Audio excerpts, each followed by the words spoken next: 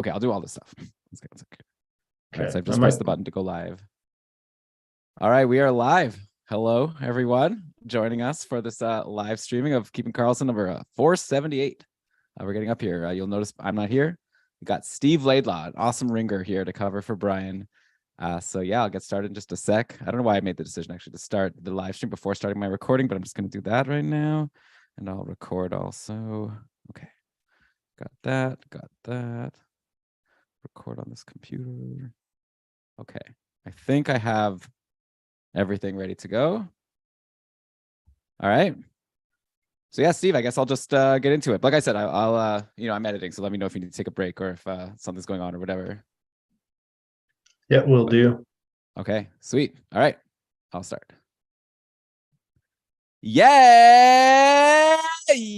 Welcome, everybody, to another episode of the Keeping Karlsson Fantasy Hockey Podcast, the longest-running fantasy hockey podcast in the world, hosted by a guy who, whenever I'm feeling like I'm over the hill as a podcaster, I'll just remind myself of what Jonathan Quick did this week. I'm your host, Elon Dubrovsky, and with me is, unfortunately, not Brian Kahn, but unfortunately, because he's going on vacation with his family. I'm sure he's going to have a great time, but I've got an awesome ringer in here today to take his place, someone who took my place way back in October when I was off having a kid in the hospital. He came in and knocked out an awesome show with Brian.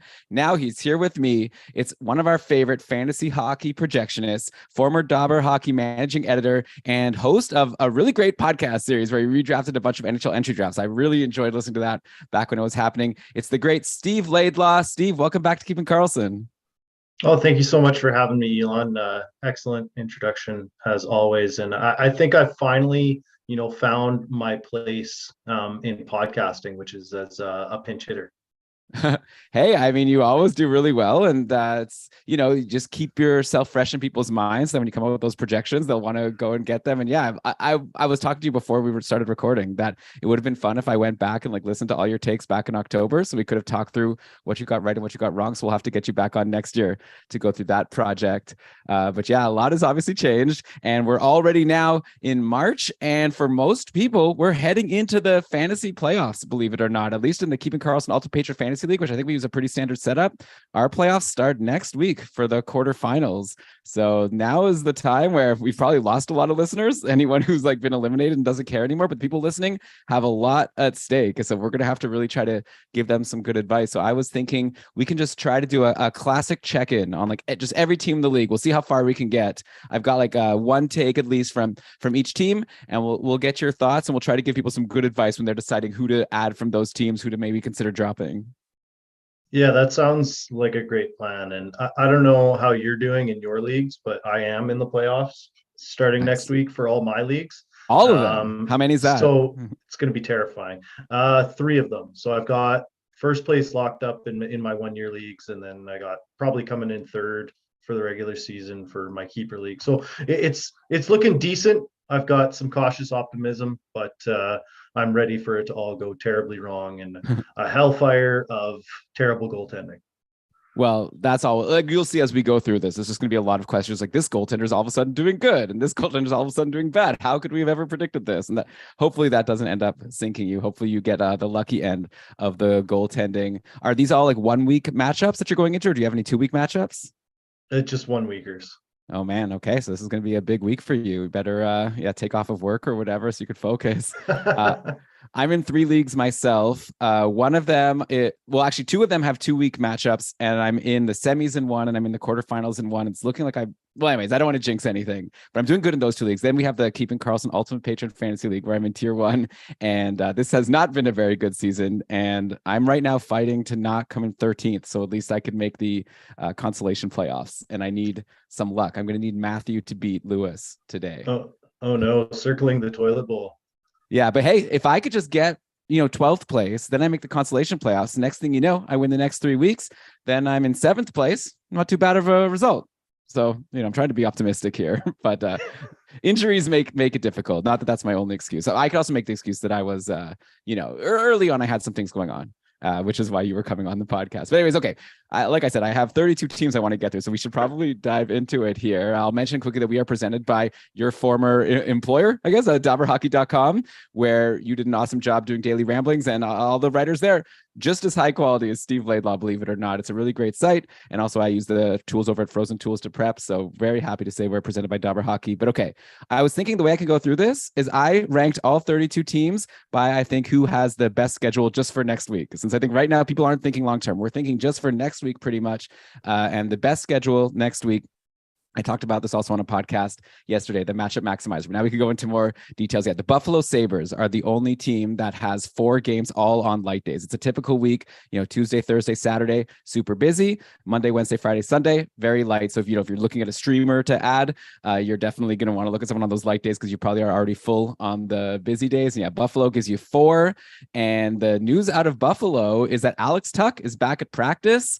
Looked like he was taking like line rushes. So for that game tomorrow, for the Sabres against Toronto, maybe he'll be back and he'll just take that top line spot, I'm guessing, with Skinner and Thompson. So, he'll probably also take that top power play spot that's been occupied by Olofsson. So, at one point I was thinking that, Jordan Greenway, who was on the top line, was looking interesting. Olofsson on the top power play, kind of interesting.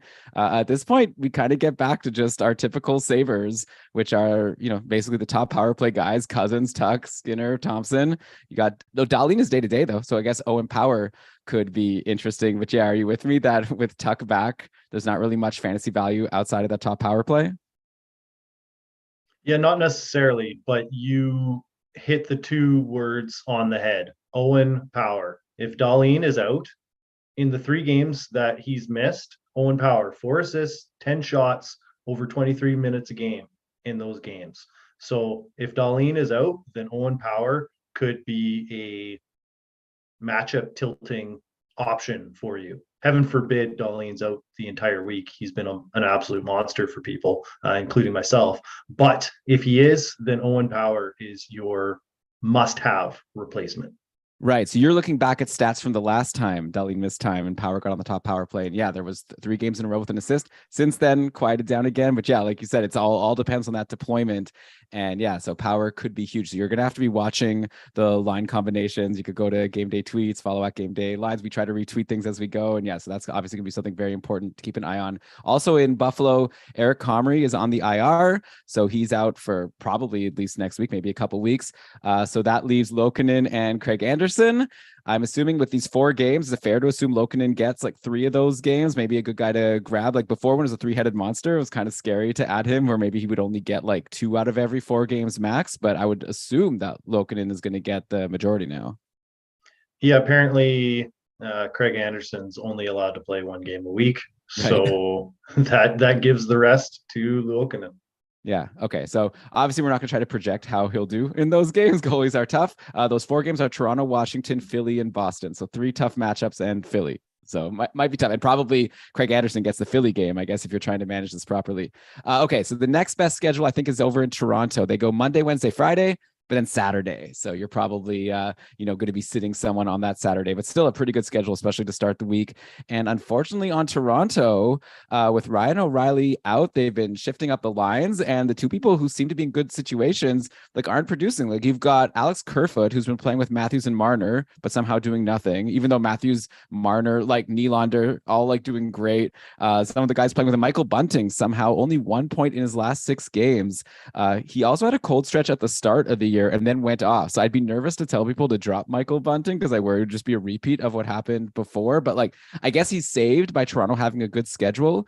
But do you think like Michael Bunting bounces back since he's still in the top 6, like he has been when he's been so hot earlier on? Or is it time to maybe just give up on the guy because he's not doing anything? Yeah, I'd be worried to throw that dart and hope that because Bunting's got a nice schedule for this week that he's going to suddenly start producing. Like, it's fascinating. Toronto, they suddenly turned into this team that outside of their big 5, like the number 1 power play unit, I'm not really that interested in their options. With all the trades that they made at the deadline and then the injury to our O'Reilly, it's just like their forward depth is suddenly a bunch of bangers outside of those top guys. And then on defense, they've got like a bunch of guys that they're going to be rotating in and out. So like they killed Luke Schen's fantastic roto season. Erik Gustafsson, like he's everything that he did was a product of the Capitals power play. So it's just like they evaporated all these depth option values. Like, I guess if you're looking for a deep cut, it's Jake McCabe on defense. You need hits, you need blocks. Stream them for Monday through Friday. You get 3 games that way, and then you dump them and find something for the weekend. Yeah, I think that's good advice. Yeah, I feel like Kyle Dubas doesn't care about our fantasy teams. He killed the fantasy value of a couple of these guys. Yeah, Eric Gustafsson was amazing. Now, of course, there's a new person on Washington who we'll actually get to next. So I'll just mention on Toronto, obviously nothing actionable here, but some of these guys are doing so well. Like William Nylander has tied his career high in goals with 34, and that's only 65 games in. So he's probably going to break 40. I don't mean to jinx him, but yeah, he's having this like amazing career season. Mitch Marner now has 18 points in his last 9 games. Matthews obviously doing his thing. So yeah, the Leafs, the top end guys are doing great. But like you said, now it's like they've built a lineup, I guess, to try to beat Tampa Bay. And so I guess they figured they need to just have some toughness and grit outside of the people who they're going to depend on to score goals. So do you think they did enough? Like, do you like the Leafs' chances to finally win a playoff series this time around? No, it's the Leafs. Okay, yeah, fair enough.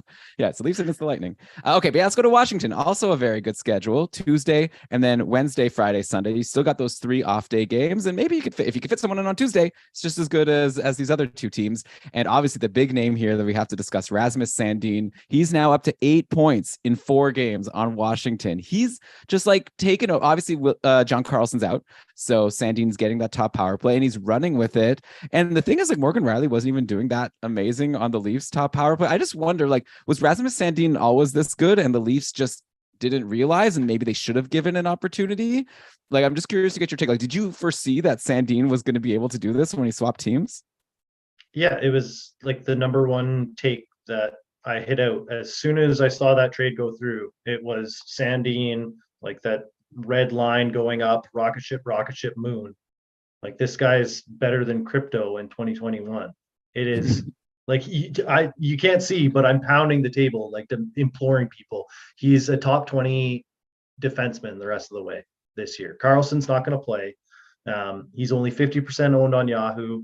The Fantrax folks are, more hip to this at 66% owned. But in any sort of matchup where or setup where you're accruing points the rest of the way, where it's not his full season value, but his value from here on out, you need to have this guy in your lineup. He's a guy who some of your mainstays, you could be sitting in a weekly starts league to get 4 games out of him versus say 2 out of an Ekblad or, a Montour who are only getting 2 games. Like, this is a guy who you must have if he's available. Yeah, it would seem almost like your league isn't doing it right if he's somehow still available in free agency. And to add a cherry on top, Washington has those 4 games next week, so it wouldn't make sense. If you can get him, go ahead. It's funny, like Sandin, yeah, like you said, rocket ship up. Eric Gustafsson, rocket ship the other way. I guess the opposite of a rocket ship. I don't know what you call it, a rock. But yeah, I guess they passed each other on the way. Sinking like a rock. Yeah, like they maybe high-fived as they passed each other and in their fantasy values. Do you think there's a chance, like just trying to think forward? I know we need to be focused just on next week, but just to take a second, for those of us who are like eliminated from some leagues and are thinking like to next year, is there a chance that like Rasmus Sandin could like usurp John Carlsson from the top power play with how good he's been? Or is it just like no chance? Like Carlson's for sure the guy, don't even think twice about it. Yeah, I'm not thinking twice about it, but Sandin is still going to maintain some value. He hits quite a bit. Not a big shooter, but he could be in that Orlov type mode, depending on how they ultimately use him. Like, he's not as good as Orlov as an overall defenseman, so he isn't necessarily going to be a 22 minutes a night shutdown type defenseman, but he is certainly someone who is capable of having that kind of fantasy value as a number 2 to John Carlsson next season. Right. Yeah. And who knows, maybe Washington can try to make those 2 power plays a little more. Even like usually they just have that 1 power play that gets like all the time. Maybe if they see Sandin is so good, who knows if maybe they try to give his unit a little bit more time. Ovechkin plays on both of them anyways, right? So it doesn't really matter. Yeah, but you're seeing it right now. They're giving a lot more run to that second unit because the top unit isn't really clicking. So I know you wanted to talk about Strome and TVR, and like that's just a result of their top power play hasn't clicked in like a couple of weeks. So those guys are on the second unit, and that unit's clicking, and Ovi's on that unit. So it's a better second unit than most. Yeah, exactly. Yeah, I'll bring them up now. Dylan Strome, 7 points in the last 4 games. Trevor Van Riemsdyk, who's come out of nowhere, has like 5 points in his last 7. But like to go along with that, this is a defenseman who's like a career high. What I didn't even look, like 30, maybe 20 something.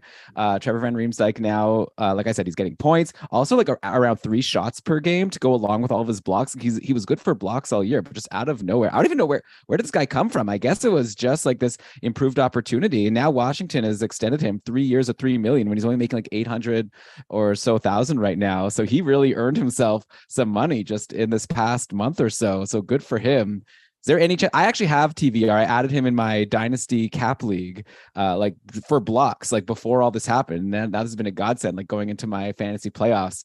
Like, is he someone who you think now I need to consider keeping for this 3-year contract? Or am I going to be like, oh, this is like dead money on my books right now. This was just a fun thing for now, but definitely is not going to last for the next few years.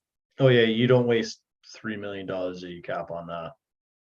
Okay. Well, so the Caps decided to, and I guess I will see if they regret it at some point. I'll also different mention, NHL value yeah, versus fantasy value. that's true. I do like blocks are a category. I guess obviously depends on your format. He seems like pretty good for blocks, but yeah, like he's great while he's getting like 22 minutes a night. But if other people are going to start taking that ice time, then his value is going to go down pretty quickly. I'll also mention Darcy Kemper was like ice cold for a bit. He had 6 straight games of a sub 900 save percentage in each game, was just blowing people up. Now all of a sudden, 5 straight like amazing games. Like stopping like 920 save percentage or more, including only 1 goal against the Islanders last game. Like goalies just make no sense. Like I'm asking you, like you're an expert with this stuff. I'm supposed to be somewhat of an expert. Like how are we supposed to predict these guys? Like when Kemper was ice cold, were we supposed to assume he was going to get hot? Like now that he's hot, should we assume he's going to stay hot? Like, or is just like flip a coin and who knows if Kemper's going to continue this hot run or be garbage again? Yeah, you just don't know. That's why the prevailing wisdom is goalies are voodoo. There's certain things that we can know, like say if you're gonna pay a goaltender who's been historically mostly bad 5 million over 5 years because you need a starter, but he isn't actually a starter, then that's probably going to go badly for you over an extended stretch of time. But if you're looking to predict what a goalie's going to do over the next week, then you'd be better off asking like the goalie coach on that team. And if you've got all the goalie coaches on every single NHL team's numbers, I would love to collect those because those are the only people who are going to be able to tell you whether this goalie's got it locked in or this goalie doesn't right now, and whether they're actually going to be capable of avoiding some of these ups and downs. Yeah, it would be interesting to. Well, yeah, that would be. I would follow that Twitter account of the person who was talking to all the goalie coaches for sure. It would be interesting to like talk to like someone like Kemper and just like, what was going on when you were doing so badly and what changed and like I don't. It's like it must be a weird experience also for someone like him. When you were saying this like 5 years, 5 million, were you referring to Jack Campbell there or were you referring to Kemper? I was definitely not referring to Kemper. Yeah. Okay. We'll just leave it to the exercise to listeners. Okay. Are you an Oilers fan? I think you are, right? You're out Yes, west. that's where I was born, so it's my hometown. Oh, sorry to hear. Well, Skinner's been having a pretty decent season. He's phenomenal. Yeah. Okay, so let's go to the St. Louis Blues now. They play Wednesday, Friday, Sunday, so it's only 3 games instead of 4, but they're all off days, so it's probably better than adding a 4-game team that only plays like Monday, Tuesday, Thursday, Saturday kind of thing. Obviously, it depends on your format, but lots of guys on hot streaks right now on the Blues. They've really changed up their lines since kind of shedding a lot of good players at the deadline. But all of a sudden now Pavel Buchnevich, first of all, has become a center and it's going very well. He's got 14 points in his last 8 games. He's been on fire. Kyrou had a hat trick in the last game.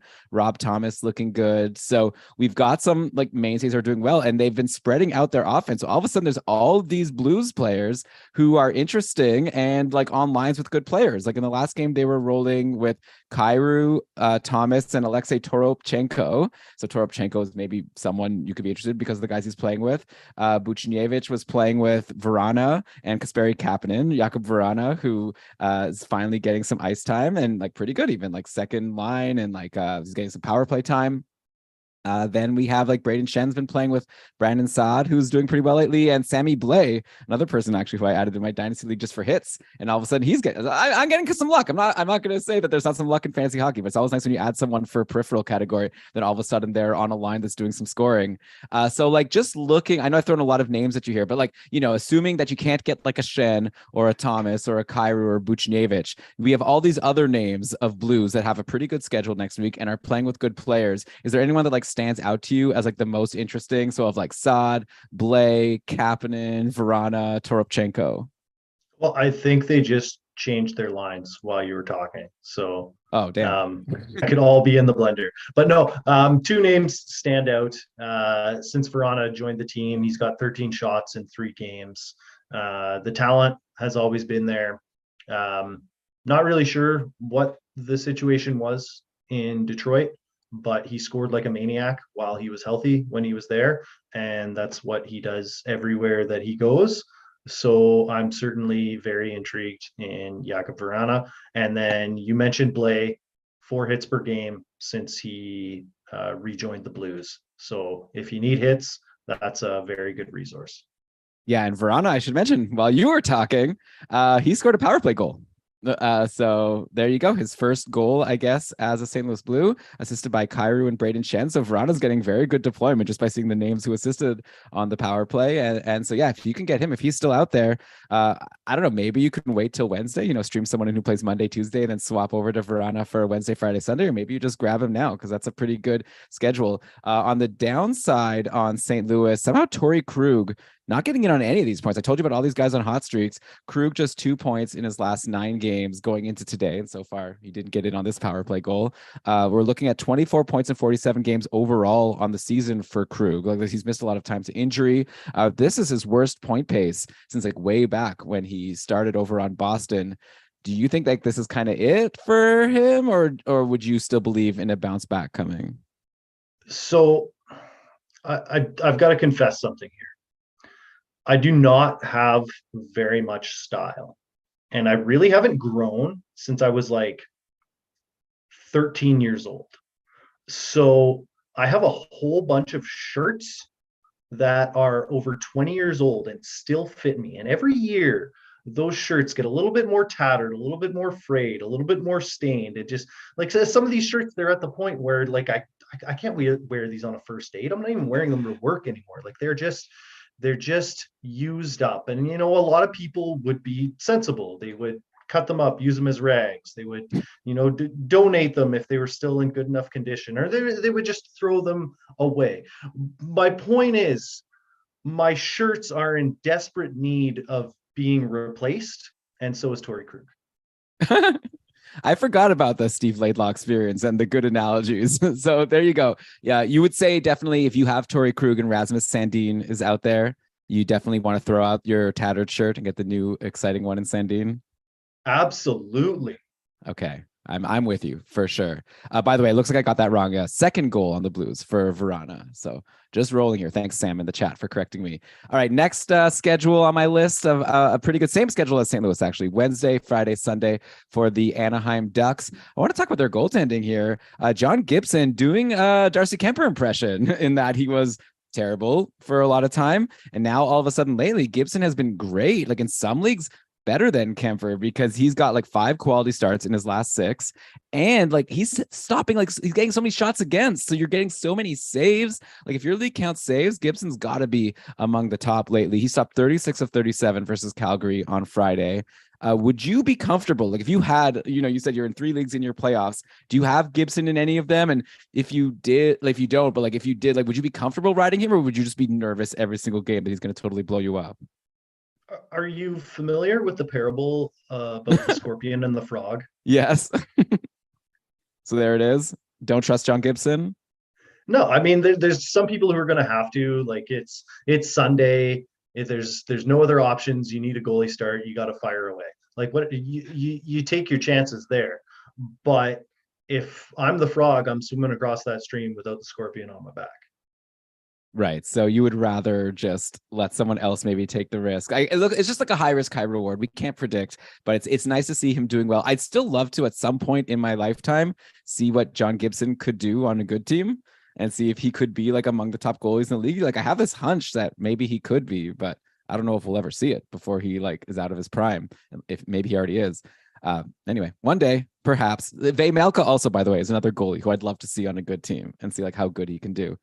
But okay, let's go to Colorado now. They go Monday, Wednesday, and then Thursday, Saturday. So we're outside of the 3 off days. Now we're looking at teams with 2 off days, but still pretty good, especially if you have room, say, on the Thursday. So you have obviously look at your team. Colorado, real line, just like you said about St. Louis with the line blender. Colorado also changing it up very often. Most recently, they reunited McKinnon and Rantanen for this game against Arizona on Saturday, and it was Evan Rodriguez in that Landy spot as the third on that line, which is obviously such a great spot to be.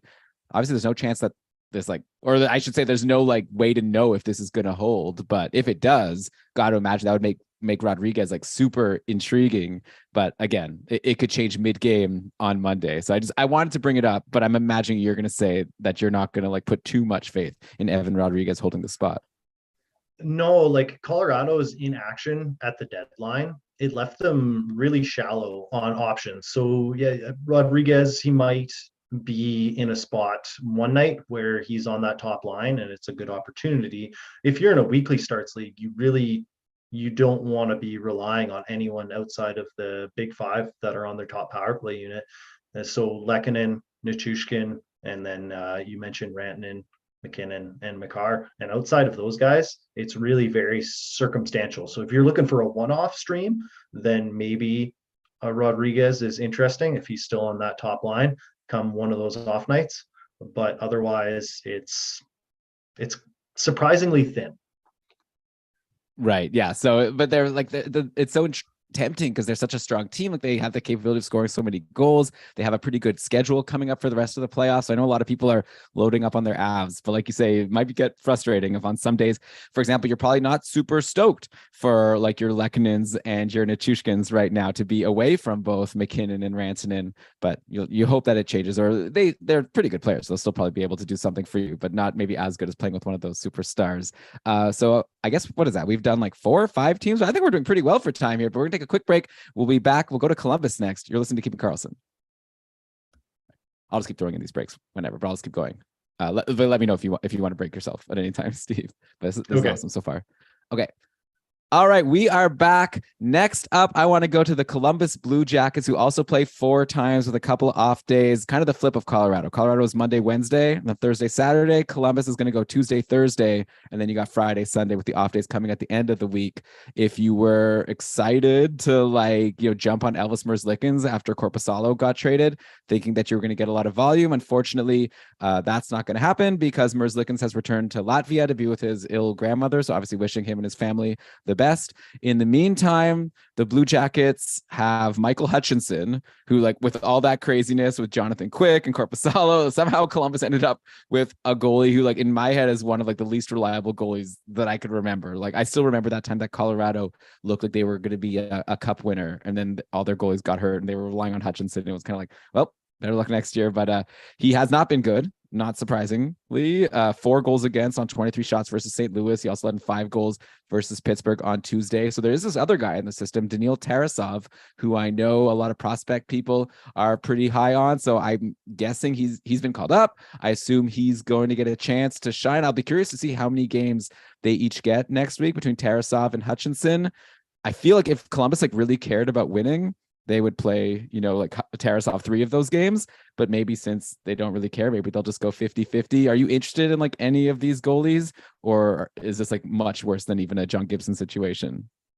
Well, I think it's kind of offensive that you said that Hutchinson isn't reliable. I think he's exactly as reliable as you need him to be. Yeah.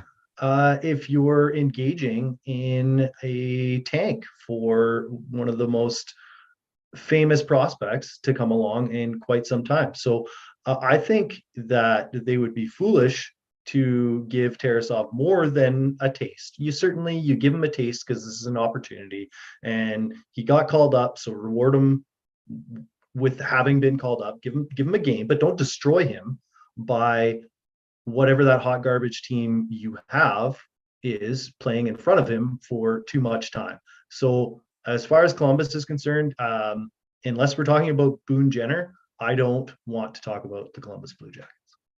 Wow, not even okay. I guess we don't need to dive into it. Like Gaudreau, Line. I feel like there's a couple guys, but yeah, in general, nope, nope. garbage. Okay, fair enough. Well, definitely, yeah. On defense, I've found myself streaming in like a Boakfist now and then, and generally being quite disappointed. So I know what you're talking about there. And yeah, this team. I mean, those games also next week. I like the Tuesday against San Jose. San Jose lets in a lot of goals. I'll bet you that some of those guys, even the ones who are garbage, I might like take like a Boakfist or whoever for that one game. But after that, yeah, maybe then you move on. But okay, so next up, we could go to Minnesota. They play Wednesday, Saturday, Sunday. Speaking of playing against San Jose, Minnesota was able to feast on the Sharks yesterday on Saturday. This was sans Kirill Kaprizov, who's injured, out for like 3 weeks. Out. Did you have Kaprizov in any of your fantasy leagues, Steve? No, thank goodness. Lucky. Okay, yeah. Hopefully for you, it's like one of your opponents is the one who has him that was riding him all year. I actually, in my quarterfinals of my Dynasty League, where I'm now in the semis, my opponent had Kaprizov, and it was very frustrating. Every time Minnesota played, he would score like a goal or two. It's like, just when can Minnesota stop playing already? But yeah, I luckily got through, and that person, I guess, didn't have to deal with the heartbreak of losing Kaprizov. But yeah, without him, so the team was fine versus San Jose, right? Like Boldy, Zuccarello, Marcus Johansson, they each had a goal and an assist. Boldy took 6 shots in that game. Ryan Hartman had a couple assists. Joel Eriksson didn't get a point, but he had 6 shots, was +2, so he was like on the ice for goals. John Klingberg, who's their new top power play guy, 2 assists. So a great game that might lull people into thinking that maybe they can actually rely on Minnesota to score without Kaprizov. But of course, it's going to be a little harder. They're going to go against St. Louis and then Boston and Washington next week on Wednesday and then Saturday and Sunday. So what are your thoughts in general for these guys? Like, is there hope that someone could like retain whatever fantasy relevance they had before Kaprizov was hurt? Or do you think like, your Hartmans and Zuccarellos, guys who like have been doing well playing on Kaprizov line? I'm curious to know like how much do you think this hurts these other Minnesota Wild players? Yeah, it definitely doesn't help even remotely. I've been riding Hartman's hot streak over the last month, and I really wonder how much I'm actually going to use him. Like you mentioned, he's got the Wednesday, Sunday off nights, but if I could stream someone in instead and get 3 games before the weekend, that might be a much better way to go. Like odds are, if you've got say a Hartman or a Boldy, those guys are probably lingering right around the tail end of your roster. They're in the positions where you're thinking, okay, these are streaming opportunities. And so are you better off going with someone off of say the Leafs, even if all you're getting is hits and blocks, and chewing up, some of those peripheral categories, and then seeing what happens on the weekend? Or are you better off waiting for Hartman to go Wednesday, Sunday? Because on the 13 game Saturday, like you can sure bet you're not playing any of your Wild. Yeah. So I guess, yeah, and there's always the strategy that I think some people don't consider. Like you could always drop Hartman, but then have a plan to add him back, right? Like maybe like, get like the Monday, Wednesday, and then maybe while everyone else is thinking I'll get Hartman back for the weekend, maybe you like grab him back on Friday. Like, I don't know. Like there is an option where you can try to do something like that. Obviously you're playing with fire a little bit, but I think also if you don't end up getting Hartman back, whatever, it's not going to like end your season or anything. But yeah, maybe you're right. That's not worth holding him just for like that Wednesday game before the weekend. But yeah, I think like Boldy, I'm interested. The guy that interests me the most is Boldy, just to see if he can kind of be like the new Kaprizov. Like it seems like he's probably like the most talented guy on the team now with Kaprizov out. So I'm just curious to see if he can like, be one of these players who like really relishes the opportunity to become like, quote unquote, the guy. Good first game, but again, this is against San Jose, so I'm not going to give him too much credit for that. Next up, Montreal. So now we're getting to only teams that have one off day game, but at least 4 games overall. So that's something. So Montreal goes Monday, Tuesday, Thursday, Saturday. So especially if you have room on Tuesday, maybe you look at a Montreal guy, though, man, it's not looking good. Like I feel bad. Nick Suzuki now is pointless in 3 games. Like, he was holding his own a little bit. He was somehow getting a lot. I guess I shouldn't give all Suzuki the credit, but Raphael Harvey-Pinard became a person we talked about on the podcast a lot for a little while. But lately, yeah, Suzuki's pointless in 3. His line mates are Raphael Harvey-Pinard and Jesse Ylonen. So a bit of a downgrade from the Cole Caulfield types he was playing with earlier in the year. Do you think, like, let's say you have Suzuki right now, and you're probably holding him I for do. Monday. Okay, so you have him. So let's say Monday. Do you have room for him on the Tuesday, Thursday, Saturday, or are you like potentially benching him on those days? I'm curious to know, with that in mind, like, is he someone you're considering dropping for like someone who plays some off days after, let's say Tuesday?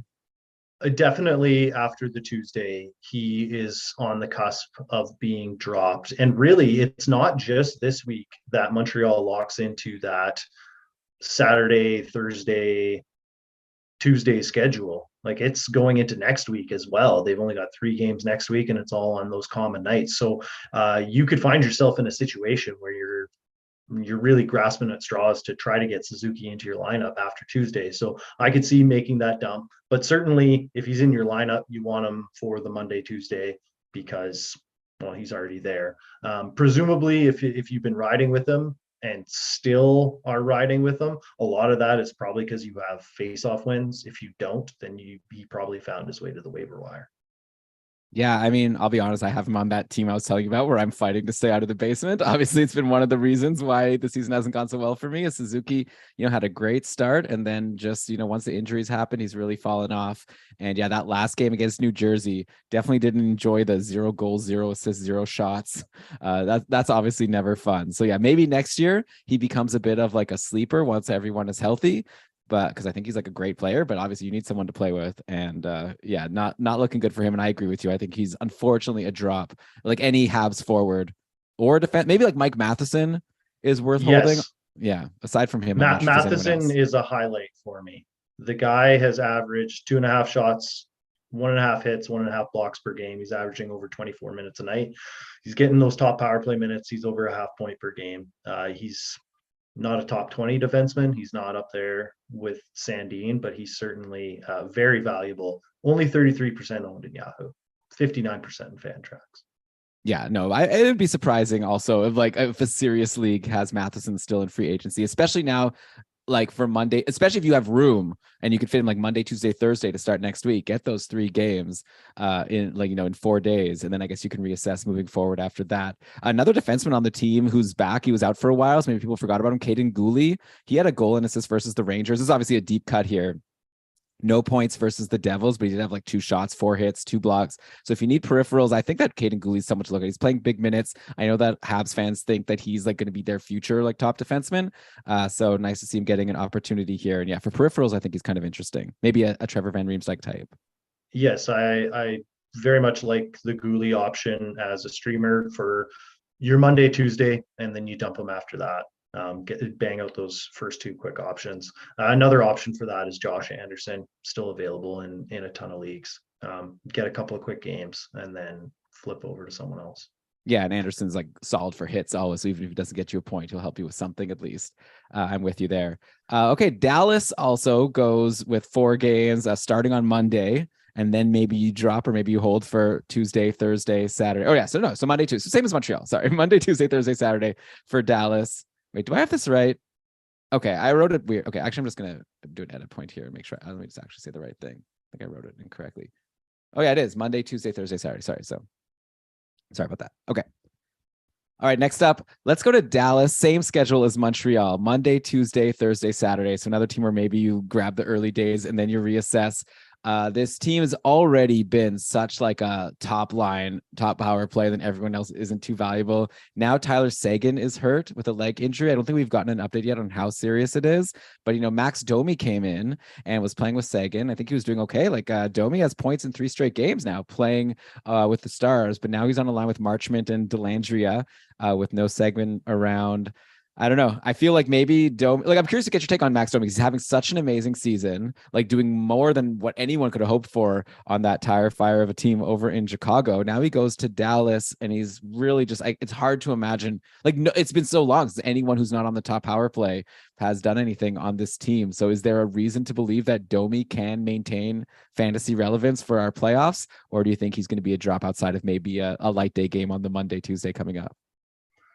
I think he's got a chance. He's not the most intriguing of the options that they have in their depth department, though. Like, I'm really intrigued by Mason Marchment.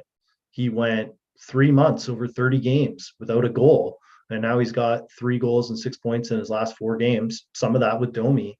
The guy has been a monster for PIMs, hits, shots. He just hasn't been able to score, and now he's scoring again like he was last year. So I'm really intrigued in what he can offer.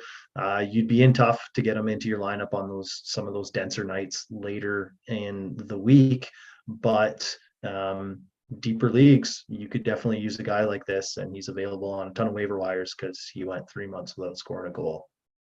Yeah, I'll be honest. I didn't even notice that Mason Marchment was on this streak just because I've gotten so used to just him not being someone that needs to be on my radar. But obviously, going into the year, a lot of people drafted him, and he was a huge disappointment. But yeah, 3 goals in his last 4 games and also 3 assists. So that's obviously a good run, and we'll see if he can keep it up. So maybe like Domi and Marchment could make things happen on another line, which will be something new. And then obviously you've got the Ben line. Like Ben generally just gets all of his points on the power play, and he's been great there. But like Dodonov has also done pretty well over on. He's got Dallas 6 points in 7 games. Yeah. So maybe this is I a deep like team. Dodonov, but you don't want to overreact to them scoring 10 goals against Buffalo. So Right. I like the depth that they've accrued up front. I'm interested in Marchment and Dodonov.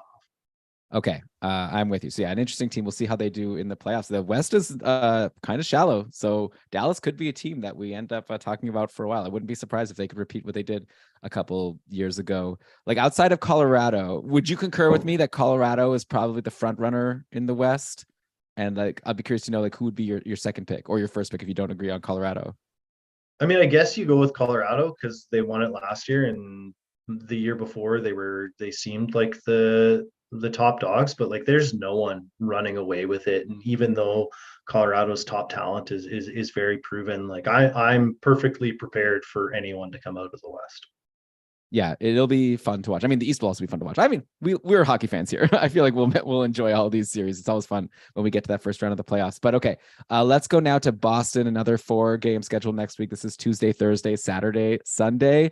Obviously, the big news lately on the Bruins has been Dmitry Orlov, and just totally breaking out since joining the team. And he even recently got top power play, which was super exciting. I'm sure anyone who was thinking about whether they should add him or not, that put him over the top. Of course, the Bruins did lose today to the Red Wings, which is kind of surprising. And they also they were in tough versus the Red Wings on Saturday as well. So I wonder if things get shaken up. But in the meantime, I'd imagine, I'd be curious to know, you were so high on Rasmus Sandin. If you had the option of either Orlov or Sandin, who's more interesting to you moving forward for the fantasy playoffs? Easily Sandin. Orlov is interesting, but ultimately I don't necessarily see him maintaining this type of production. But Boston's been there. A lot of the guys that I wrote this year, guys like Marchand and Krejci and McAvoy, have not been very productive over the last couple of weeks. And, part of the reason that I was so in on these Bruins was because during the fantasy playoffs, they have 4 games every single week. But if you got 4 games every single week, that means you're going to be having back-to-backs, and guys this age are maybe going to start sitting out games. So I'm worried that already guys like Marchand are maybe, taking the foot off the gas a little bit here, and then they might end up sitting some games. So I'm toying with the idea of dropping a Marchand, but I'm not there yet, but I'm toying with it in shallower leagues. Yeah, I mean, obviously, if he's going to be sitting, then it makes sense. It seems like a wild drop to make, especially when they're playing so many games. But yeah, obviously, if the player's not playing, that's not good. And also, yeah, you're saying maybe he's playing, quote unquote, like he's in the roster, but you're saying he's taking the foot off the gas. And obviously, guys like Bergeron and Krejci, also, they're older, and obviously the Boston's going for a long playoff run they're hoping for. So yeah, I wonder if maybe some of these guys are going to slow down. That's a really good point. And they've been also shifting up the lines. I wanted to mention, Tyler Bertuzzi came in and was slotted on the 3rd line to start, and they were sticking with DeBrusk, Bergeron, Marchand on the top line, and then Pasternak, Zacha, and Krejci on the 2nd line. And so Bertuzzi looked like, okay, this guy isn't going to be worth anything, just a depth guy for them, kind of slotting into where Taylor Hall was.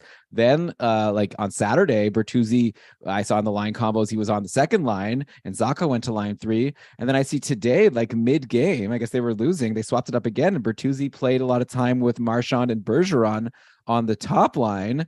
All that said, Bertuzzi still's not doing anything. He has like just one assist in 4 games with the Bruins. So I dropped him in one of my leagues, like going right into these playoffs, and I'm not regretting it now. Obviously, whenever I see that he's like getting bumped up the lineup, that makes me wonder if maybe I'm going to regret it. How do you think this is going to work out for Bertuzzi? Is he someone on your radar at all? He's not really. I mean, he's not in the top 5 forwards that I'd be looking to have on my roster off of that team. Yeah, so there you go. I guess you could always watch line combos and stream him in for a game if you're seeing that he's playing. Like he's playing on the top line, that should be good, but not a guarantee. As we saw today, the Bruins scored 3 goals, and Bertuzzi ended the game with no points, like a single shot, no blocks. Like yeah, he's not really doing much for you, no hits. So yeah, it hasn't been a great, exciting run for him on his new team so far, at least for fantasy.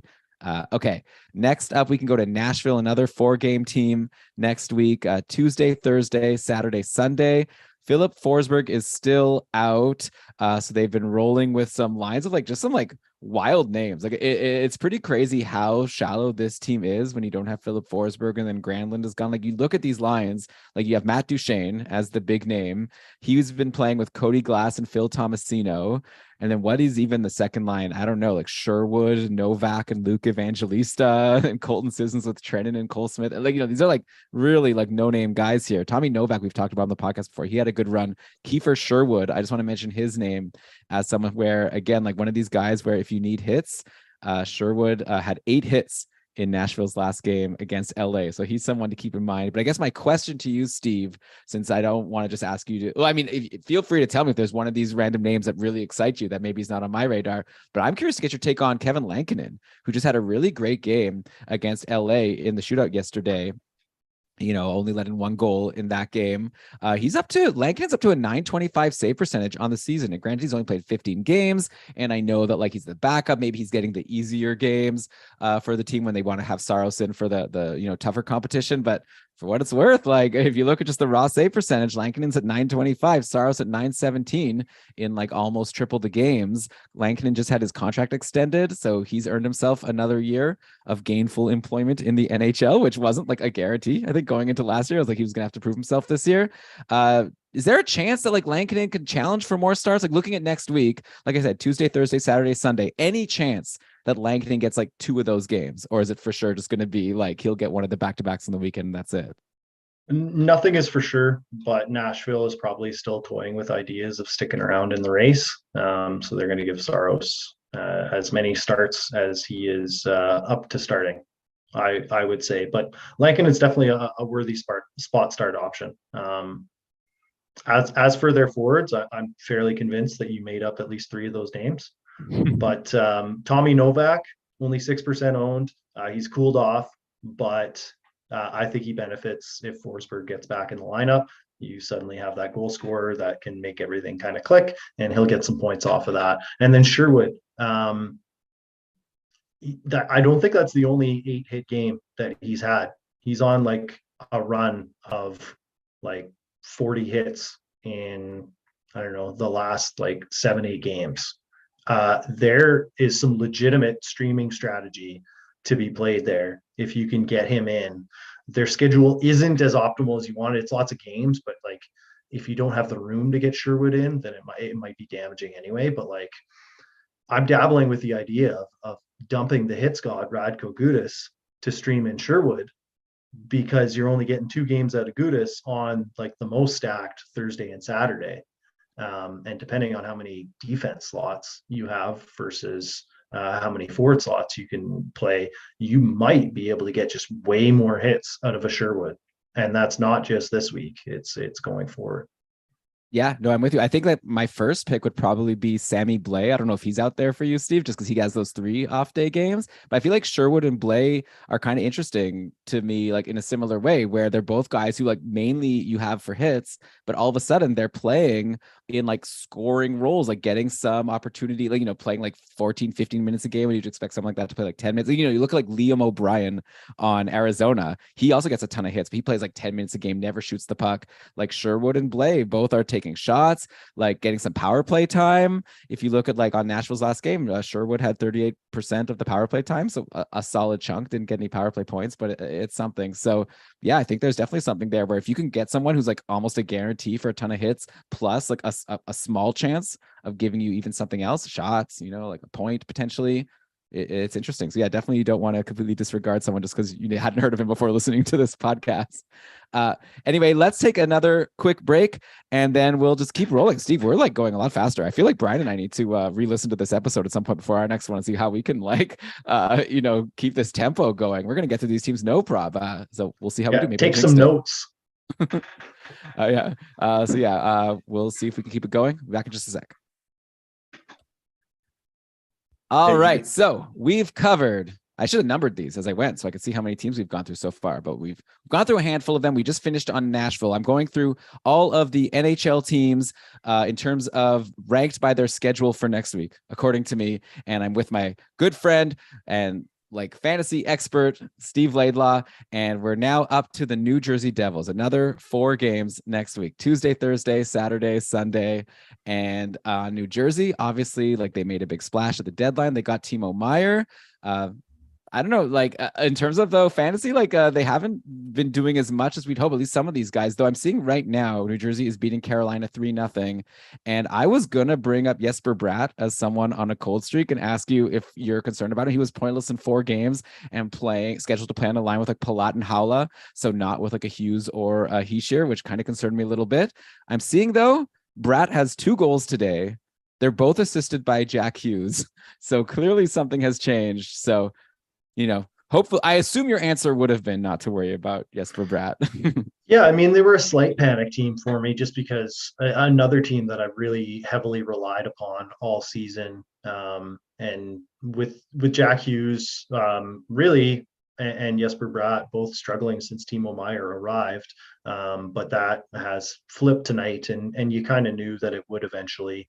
They've been producing offensive chances like crazy and just not finishing. And now we're seeing the finish. So very little concern. Those are all guys who should be owned in most all leagues and started, even if you're in a weekly starts league. They should be rolled out there. Definitely some depth options that you have to like with how well the Hischier line with Mercer and Tatar has been playing. So those are some guys who you may look at on the waiver wire.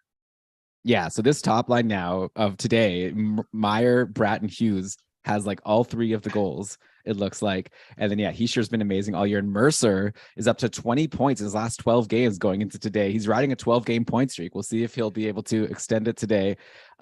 Where was this guy for the first half of the season? Like, I know he's like a prospect that people have been into for a while, but going into the year, like he wasn't drafted in most of my leagues and he would sometimes be like added and dropped. And now just all of a sudden he's exploded into like a huge superstar. He's not even on the top power play.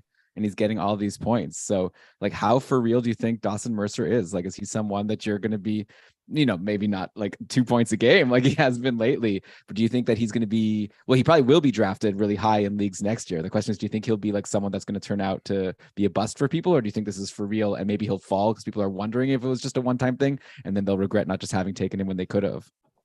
Do you remember a couple years back when Marty Nietzsche started showing flashes? Mm-hmm. It feels a lot like that. Like Nietzsche's, like it's the same type of profile, right? Like smart, lots of like varying skills. You can see him quarterbacking a #1 power play from the half wall. Maybe his best position is center, but they've currently got him playing on the wing because he's in one of his first years. And you start seeing this like crazy production playing on a team that's just bubbling up and starting to really show how good they can be. But ultimately, like, is he going to get top power play usage? Probably not. So as they like push to see what other things that he can do, and a lot of times development isn't linear, so it's like you're seeing like this is the potential.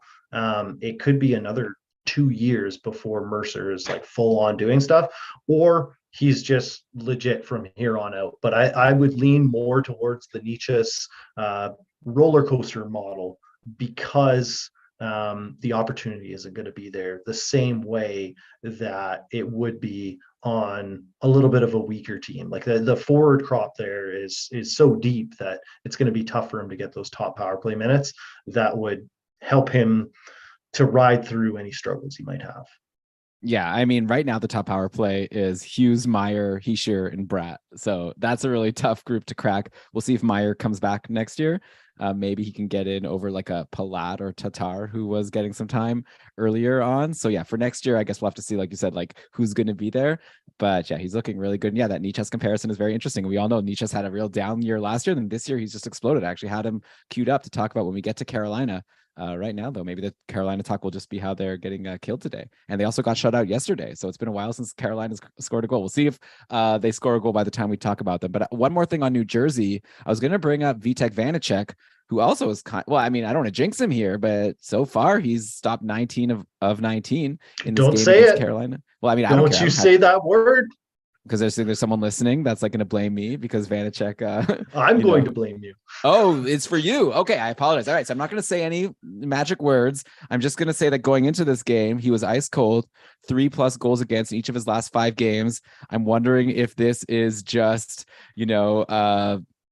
Darcy Kemper situation from before where he was cold for a bit.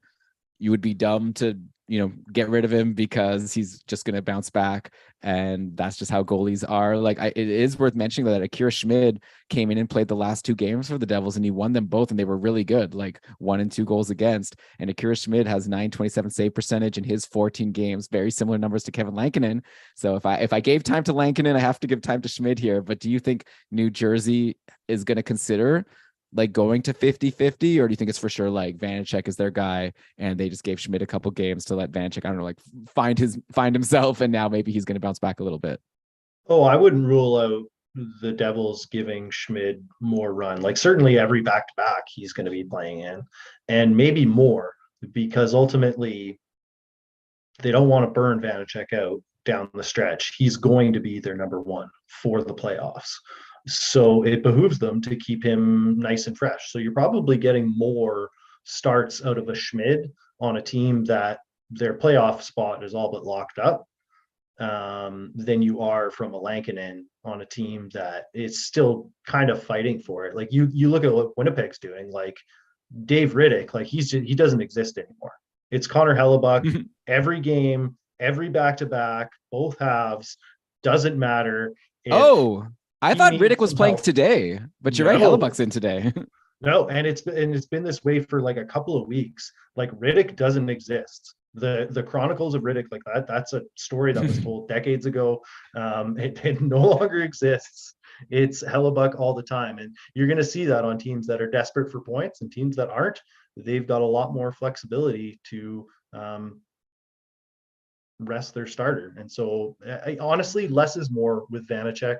So if he only plays 2 games a week and they're really good, I'm satisfied with that as an owner.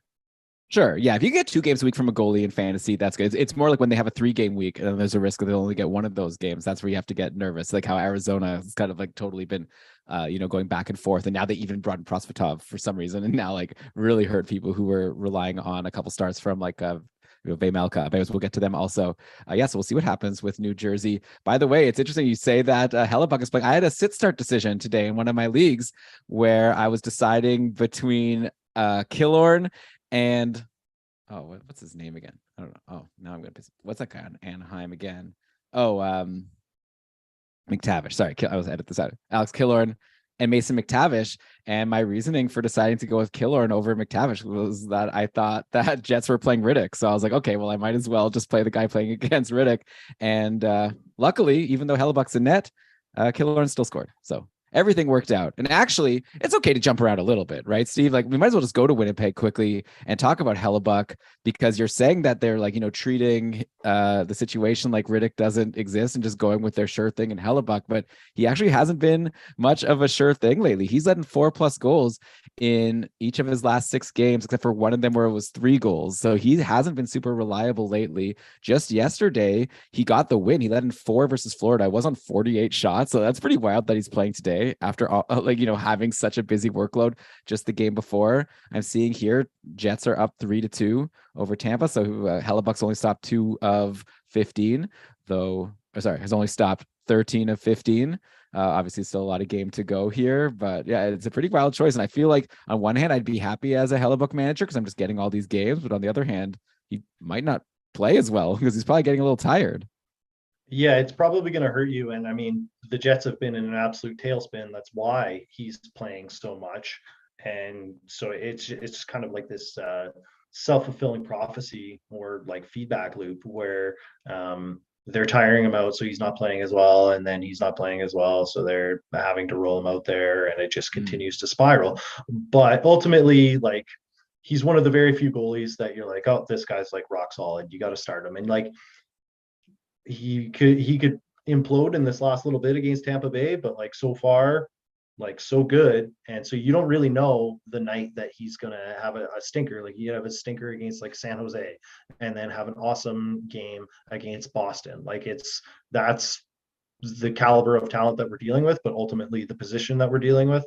So the guy could implode against a bad team and have a great start against a good team. So you just roll him out there, and it's all the more reason to have fantasy leagues set up where you're only really tracking counting stats and not rate stats, because those ones suck. Well, I guess some people might say that they want to just focus more on quality over quantity. I guess it depends what you want to do, but yeah, definitely Hellebuck is like a cheat code if you're just counting on volume, because like you say, he's playing every single game. If the Devils or if the Jets don't trust Riddick, why didn't they just get a different goalie? Like there were a lot of free agent goalies they could have signed. They could have gotten Lankinen. But well, it's not that they don't trust Riddick, it's that they like unequivocally trust Hellebuck. So that's right. That's what they're rolling with. Like they are aware that like backup goalies exist for a reason. Like even teams with good goalies have backups that they play sometimes. Like Tampa Bay played Brian Elliott yesterday. They got the win over Chicago. Yeah, I think I think Winnipeg's hit the point in their season where just making the playoffs is their playoffs. And like Josh Morrissey just got hurt, so hopefully that's not long term. But they've been quite banged up, and they're just hoping to get in, and then they'll deal with what happens there, because there's a chance that they don't even get in. As slim as that may be. Mm-hmm. That's true. Well, they've been rolling with some interesting lines because, like you say, Josh Morrissey is out, and also Pierre-Luc Dubois has been out. So, old friend, like I remember back when this guy was on Tampa Bay and getting points because he was playing with good lines. And once again, Vladislav Nemesnikov finds himself in a good spot playing with Wheeler and Ehlers now on his new team in Winnipeg. And Nemesnikov had 2 goals and an assist versus Florida. Overall, like 5 points in 4 games with Winnipeg going into today. I don't know, like Winnipeg, by the way, their schedule next week, again, another of these Tuesday, Thursday, Saturday, Sunday. So 4 games, but likely you can't fit someone in like Nemesnikov on a lot of the days. But is he someone that's I mean, I don't even have to ask. I bet I know the answer, right? It's like he's Vladislav Nemesnikov. We know what he is, but if he's in a good spot, I guess he's potentially going to produce like he has been. No, I'm just not interested at all. Okay. I'm far more interested in Niederreiter. Maybe less chance that he's available, but like 42% of Fantrax leagues he's owned, so still over half where he's available. And the guy's put up 5 points, 17 shots, 12 hits in 6 games since joining the Jets, and he's getting top power play run. He's playing with like all the good players. No reason that if you were faced with a situation of deciding between Niederreiter and Nemesnikov that you wouldn't take Niederreiter. Oh yeah, 100%. Another power play goal today, by the way, for Nino Niederreiter. And yeah, he's one of these guys, almost like, maybe not totally to the level of Sandin, but kind of close. And like if Niederreiter's not rostered in your league, I'd be kind of surprised with how well he's been doing and the deployment that he's been getting. I feel he's definitely one to stop now and go look and see if he's available. Over 70% of Yahoo leagues available. Yeah, and obviously for Nemesnikov, like the Jets are hoping that Pierre-Luc Dubois will be back at some point soon, and then Nemesnikov will lose all of his value. But Nino, it seems like he's locked in his line. It's just, Nemesnikov is just the person who's slotting in for the injured Pierre-Luc Dubois. Okay, so let's do another Tuesday, Thursday, Saturday, Sunday team that's playing today in the New York Rangers. They finished today. They lost in overtime to Pittsburgh 3-2, and the Rangers, another line blender team. This is wild. Today they rolled with Patrick Kane on the third line with Lafreniere and Philip Hedl. So that left like so Zibanejad, Tarasenko, and Panarin, and then Kreider, Trocheck, and Kakko. So I don't know, like they lost. Maybe they switch it up again. Like Kane's been playing with a few guys. I don't know. I feel like I'm personally like less excited in a Patrick Kane if he's going to be playing with Lafreniere and Hedel. He had no points today after he had a goal in a couple of games before that. I don't know. Like the thing with the Rangers, I look at their roster, like you look at these three lines I just said, you look at their defense with like Trouba and Adam Fox and Keandre Miller, like, you look at Shesterkin, like it looks like such a great team. But then like I just don't get that vibe that they're like such a scary team. So I'm curious, like, do you think they're actually as good as they look on paper? Do you think that they're gonna, make a real run at this thing, or is it just like a lot of great names, but still like, I don't know, missing some je ne sais quoi? At the risk of coming back on here in the fall and coming on hot takes exposed, I don't think the Rangers are like that scary at all. Okay, so like I'd be curious to hear why. Like, is again, like just saying the names, like these are big Yeah, names. yeah. It's classic. Like, I don't want to become that like talking head trope of like, oh, classic Rangers. They went out and like got the big names, but like we all would have done the Patrick Kane trade. He cost them nothing. So it's like, why not do it? But like, I don't know, like how many names did you have to go add? And like how many of the young players who like at one point had a fire lit under their ass now no longer like are getting those opportunities because they've got these big names in their way. And isn't there like a different, like I know Kane has produced a ton in the playoffs, but he's not going to be used in that kind of role in the playoffs. So come playoff time, like, is he what you're really looking for? And because he got hot for a week because everyone said that he still didn't have it anymore, is like, I don't know, the previous 4 months where he was banged up and didn't have it anymore, like not, I don't know, more proof. Like, yeah, you can tap into it every now and then, but like, how often is he actually going to tap into it? I like this team. They've got a lot to like, but I don't love it. I don't think they're as good as the other teams in their division. They're not as good as New Jersey. They're not as good as Carolina. They're better than Pittsburgh, but Yeah, ultimately, like not today.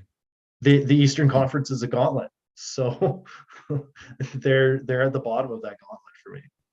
Yeah, so it'll be interesting to see how it plays out. I'm with you. Like, just my gut feeling is I'm not too scared about the Rangers. Then I look at these lines, but I think you might be right here. Like, also these power plays, like it's very tricky for fantasy. Like on one hand, you could get excited about someone like a Lafreniere or a Hedel. Like Hedel was on, I guess, the top power play with Zibanejad, Kreider, Tarasenko, Adam Fox, and then there was another power play with Kane, Trocheck, Panarin, Lafreniere, and Trouba. Like it's like, I don't know, it feels like an all-star game kind of thing, but I guess But not it everyone also can get feels points.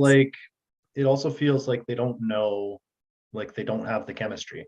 Mm-hmm. Like Yeah, all clearly. the new guys that they brought in should be on power play 2 with the young guys and continue to rock what they had, which is a very effective power play 1.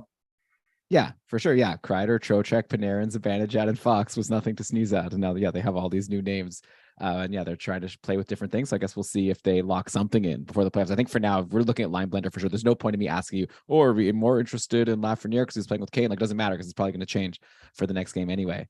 All right. So we have made it through a bunch of teams so far that still play like 4 times or have a couple off days. So we're in the second half here, we're going to start diving into teams with worse schedules. So then it'll become more of a question of like, you really have to decide if this player is worth holding on your fantasy team for potentially, like once we get into the Tuesday, Thursday, Saturday teams, you have guys that potentially you could be benching on all 3 days. So it'll be fun to talk those through.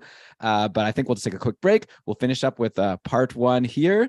Go and check your podcast feed of Keeping Karlsson. Hopefully you're subscribed, so you'll be able to find part 2, which will be waiting for you. And I'll be back with Steve Laidlaw to try to continue our journey through every team in the NHL, giving you some fantasy takes. So thanks for listening, and we'll be back in part 2 very soon. Well, for you immediately. Bye. Okay. Good to just keep rolling. Absolutely. Sweet. This has been so fun. I could do this forever. Okay. All right. Welcome back, everybody, to part 2 of the Keeping Karlsson Fantasy Hockey Podcast, episode 478, where I, Elon Dubrowski, am joined by Steve Laidlaw to work through every single NHL team and try to find some fantasy nuggets to help you out and be successful as hopefully you're heading into your fantasy playoffs.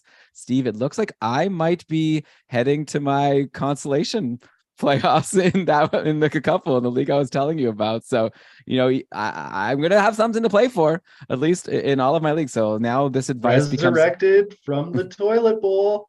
Here we go. I'm going to come in 7th. I'm telling you. I mean, the only problem is I added a bunch of like random guys with good schedules this week in order to win my must-win matchup here. So now I'm going to somehow have to do well with like Jacob Silverberg and Jacob Peltier. Oh, 2 Jacobs.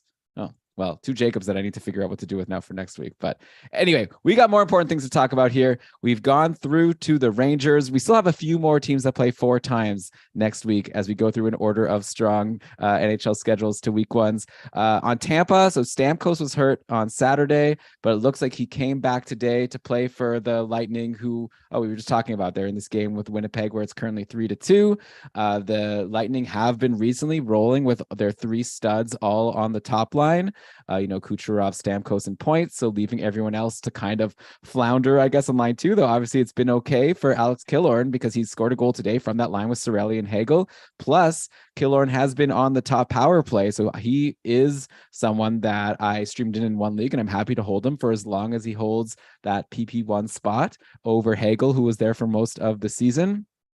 Aside from him, I don't know. It's probably like a lot of people are probably still holding Hagel because of his great season, but are you willing to let go going into your playoffs, especially if he's not on a line with any of Kucherov, Stamkos, Point, and if he's not on the top power play? I dropped him 2 weeks ago. Yeah, I mean, yeah, I think it's a good point. It's better to have Killorn at this point, right? Just whoever's on the top power play. Yeah, but like I just went with options off other teams. The Lightning haven't been playing that well. Yeah, that's fair. Killorn's been good, but yeah, the Lightning overall, I mean, I'm sure Leafs fans are excited to see that Tampa is struggling a little bit. They shouldn't be. Yeah, that's a good point. Well, why don't you say why? Because the Leafs are gonna lose. Yeah, fair. Well, one interesting development recently on Tampa, which happened before, so this isn't a rerun here, but Mikhail Sergachev has been on the top power play lately, even with like Hedman had an injury for a little bit, but Hedman is back. But it's been Sergachev on PP1 once again, and he's been really good once again. Like he's got 3 straight games with 2 assists, and 3 of those 6 points were on the power play. But at this point, like I don't want to get fooled. Like I don't want to just like recommend on the podcast like Sergachev is now about to explode and Hedman managers should be worried. Like I feel like I'm just going to assume this will flip again at some point. Is that kind of your feeling as well? Well, I just wonder how actionable this question is. Like both of these guys are owned in like every single league. So if you're talking like start sit, then maybe because Tampa Bay doesn't have the greatest schedule. If you're absolutely loaded on defense, then you consider leaving Hedman off. But otherwise, like these are like Hedman's a top 20 guy and Sergachev is, a top 40 guy. So in your average league, like these guys are regular starters for you and they're still playing 4 games. So you just roll them out there and whomever it happens to be that's getting the top minutes, like the guy getting the secondary minutes is still going to have some value. Yeah, you're probably right. I'm embarrassed to say there was an episode, I don't know, a month ago or something. Sergachev was on a cold streak and wasn't on the top power play. And Brian and I were like, maybe you could let him go. And obviously anyone who did that probably has like unsubscribed and is never going to listen to us again now because maybe that was really bad advice. He had a stretch of only 2 assists in like 10 games or 8 games. Or maybe not. Like maybe someone jumped on Sandin and they're fine. Yeah, that's true. Okay. I like that. I like the positive vibes here. Yeah, please, if we've given you any bad advice, try to think of the good times of when we gave you something good. Okay, let's go to Vancouver now. They're hot all of a sudden. 4 straight wins. Thatcher Demko's back. He's doing so great. Are Canucks fans happy, do you think? Or do you think they're like, at least since we sucked, we had a chance at Bedard. This chance at Bedard is fading away. Yeah, the Canucks exist in a perpetual state of existential dread. Like even they've got a good thing going. They got one of the best teams in the league. You know that Lucy's going to take that football away at some point. And now they're on track to be one of the worst teams in the league in a season when a guy from Vancouver is one of the best prospects that we've ever seen, and they're not going to have a shot at drafting him because they're doing too well with these players that they don't want on their roster suddenly producing.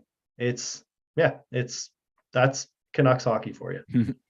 Man, yeah, I would be a little. It's like, why couldn't Thatcher Demko have just taken a little longer to heal? Maybe that would have worked out better for the team.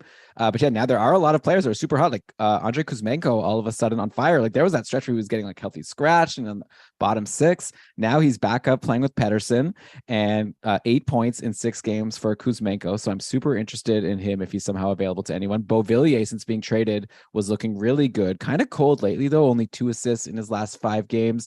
If you had a choice between the two moving forward, the two Pettersson line, even strength and power play line mates, who would you go with between Kuzmenko and Beauvillier? I have time for both, but Kuzmenko is definitely the far more favorable option. The Yeah, I guy's mean, like almost point per game this year. Yeah, it's pretty wild for someone who's had like a lot of controversy and like a lot of movement around the lineup. Yeah, when you just add it all up together, the final numbers are really strong. Yeah, 58 points in 64 games after this hot run. And yeah, you always in fantasy want to favor the goal scorer. And Kuzmenko, yeah, has definitely been scoring a lot of goals lately. So he's not under contract yet for next year, right? They're gonna have to figure something out with him. Or no, No, they did lock him in. they overpaid him for Right. 2 more years. 5.5 mil for 2 years. We'll see how that goes. The Canucks fans are predictably mixed about that. Sure. I wonder what the Canucks fans are feeling about their other big contract that's about to start next year, and JT Miller. He's part of the reason why Vancouver is not going to get a shot at Bedard anymore. 2 straight multi-point games now. Like his point totals are good. I remember there was so much controversy earlier in the year. People were like, he was on a bit of a cold streak and he did that. Like he was yelling at Colin Delia or something, and just Canucks fans were thinking like, oh, why do we have this guy for so long? Do you think Canucks fans are feeling better now about having Miller locked in long-term now that he's producing again? Or is it still like, why did we do this? Oh, definitely. Why did we do this? And like they're praying that they're able to get like a good return for him at the draft before his full no move clause kicks in. Wow. Has that ever happened? I'm trying to think of a guy who's signed like a long-term contract and then was traded before it kicked in. I can't think of an example. No, me neither. But that would be it would be a very Canucks thing to like have all the rumors like leading up to the draft be that they're going to trade this guy and then not trade him. You almost wonder if they don't want to be locked into this contract, it might be like a Pacioretty situation. Like maybe it's like they just have to get someone to take him away for free. Like I can't imagine you're going to get such a great return for someone who has like 8 years or like $8+ million. It's like who's going to take that and also give like a ton of assets? I'm sure some other silly GM will talk themselves into it. I'm sure Pittsburgh was kicking down the door. Does Hextall still have a job? Well, yeah, I don't know what's going on yet. Pittsburgh's made some odd choices at the deadline for sure. So we'll see what happens. Okay. Anyway, so that's Vancouver. We'll see how that all works out there. Yeah, a weird season for them, definitely. But they're hot right now. So I guess if you're a Canucks fan, just enjoy it. Let's go to Seattle now. So now we're getting to teams with only 3 games, but at least they have 1 off day game. So they're not like a Tuesday, Thursday, Saturday. You get 1. And Seattle's 1 comes on Monday. They play Monday, Thursday, Saturday. And they have a couple guys on hot streaks now that I think have been like really nice, pleasant surprises for anyone who was able to draft them. So I wanted to get your sense of who's been the bigger surprise, the bigger like, good for you. Like, that's awesome. I didn't think you had it in you in like Jared McCann, who was pointless in the last game versus Dallas, but still is like super hot, like 7 goals and 5 assists in his last 9 games. McCann is now pacing for 43 goals, just having a tremendous season, super valuable in fantasy, especially for leagues that give it extra points for goals. Then on defense, Vince Dunn now has like 13 points in his last 9 games. He's pacing Dunn for 66 points on the season, like elite defenseman production here. So yeah, what's your take on these guys? Are like one of them someone you expected they could do this, or are they both just like huge surprises to you, like they are kind of to me? No, I think they're both surprises. Like, who thought Seattle would score so much? You kind of figured they would be following what they did last year and be more of a defensive, lower scoring team. And so like they were both interesting, but you were thinking them like more as like borderline waiver wire type options. Like if they're really good, then they might splash and be a little bit more than that for me. And the fact they've been a lot more than that, It says a lot. Like, it's probably done because he's owned in just about every fantasy league by now, whereas McCann is still kind of kicking around the waiver wire just because he's been so hot cold. Yeah, Seattle, like, yeah, they're going to go to the playoffs, and it'll be interesting to see what they're able to do. They have a lot. We did a podcast with the Fantasy Hockey Life guys, Victor and Jesse, and Shams came on it, and we did a draft of only play. This was like around the All-Star break or Christmas time, I think, actually. And we did a draft of like only players who are 50% rostered or less on Yahoo were eligible to be drafted, and we each drafted a player per team. And I think it was like Seattle, like every single forward was available to be drafted. And this is not a team like Chicago right now, or Nashville, like we just talked about, where you thought I was making up names. Yeah, they've got a lot of guys who, like, McCann, Beniers, Eberle, like, all doing pretty well lately. Even Bjorkstrand was able to get a goal in the last game. It's been a little while since we've heard from him, but yeah, he's like taking some shots and looking good. So yeah, Seattle like can score some goals. We'll see if they get the goaltending in the playoffs. I guess that'll be a big problem for them, but we'll see how it goes. Okay, next up, let's go to the Carolina Hurricanes. So they go Tuesday and then Friday, Saturday. So maybe you're kind of like, waiting. And then for Friday, Saturday, you consider grabbing a Hurricanes player if you can. And I guess the one guy that would be tempting to grab is Jesse Puljujarvi, just because with Svechnikov injured today, looks like the line, like Aho, Puljujarvi, and Jarvis has been the top line. Though on the other hand, like I said earlier, Carolina hasn't scored a goal yet today, so that probably is a sign that this isn't going to last. And this is not the first time. Believe it or not, Steve, I know you're going to be shocked by this. This isn't the first time that we've talked about Jesse Puljujarvi on an exciting looking line, just to the next week say that, oh well, he didn't do anything, forget about him. So yeah, he's used to this, playing with superstars and not producing. Not a goal scorer. Don't count on him. Don't be bullish about this. If there's a reason to be excited about a Carolina guy that's probably available in your league, it's Kochetkov, because if Ranta's still hurt, they've got that back-to-back coming up, and I know Kochetkov isn't currently winning the game that he's playing in today, but you want to be rolling out Carolina goaltenders. So that's a very potentially valuable streamer. Yeah, especially if your league like focuses a lot on wins.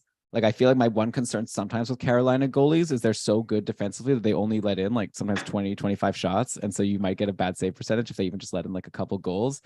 But they're a very good team. So you're going to get a really good chance at wins with Kochetkov. That's for sure. Yeah, 2 goals on 15 shots. And you're like, well, he won.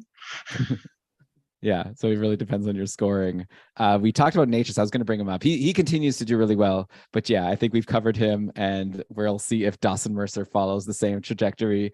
Let's go to the Islanders now, another team that plays 3 times. Here we've got Tuesday, Wednesday, Saturday, so you can get those 2 early games if you have room on Tuesday, and then move on.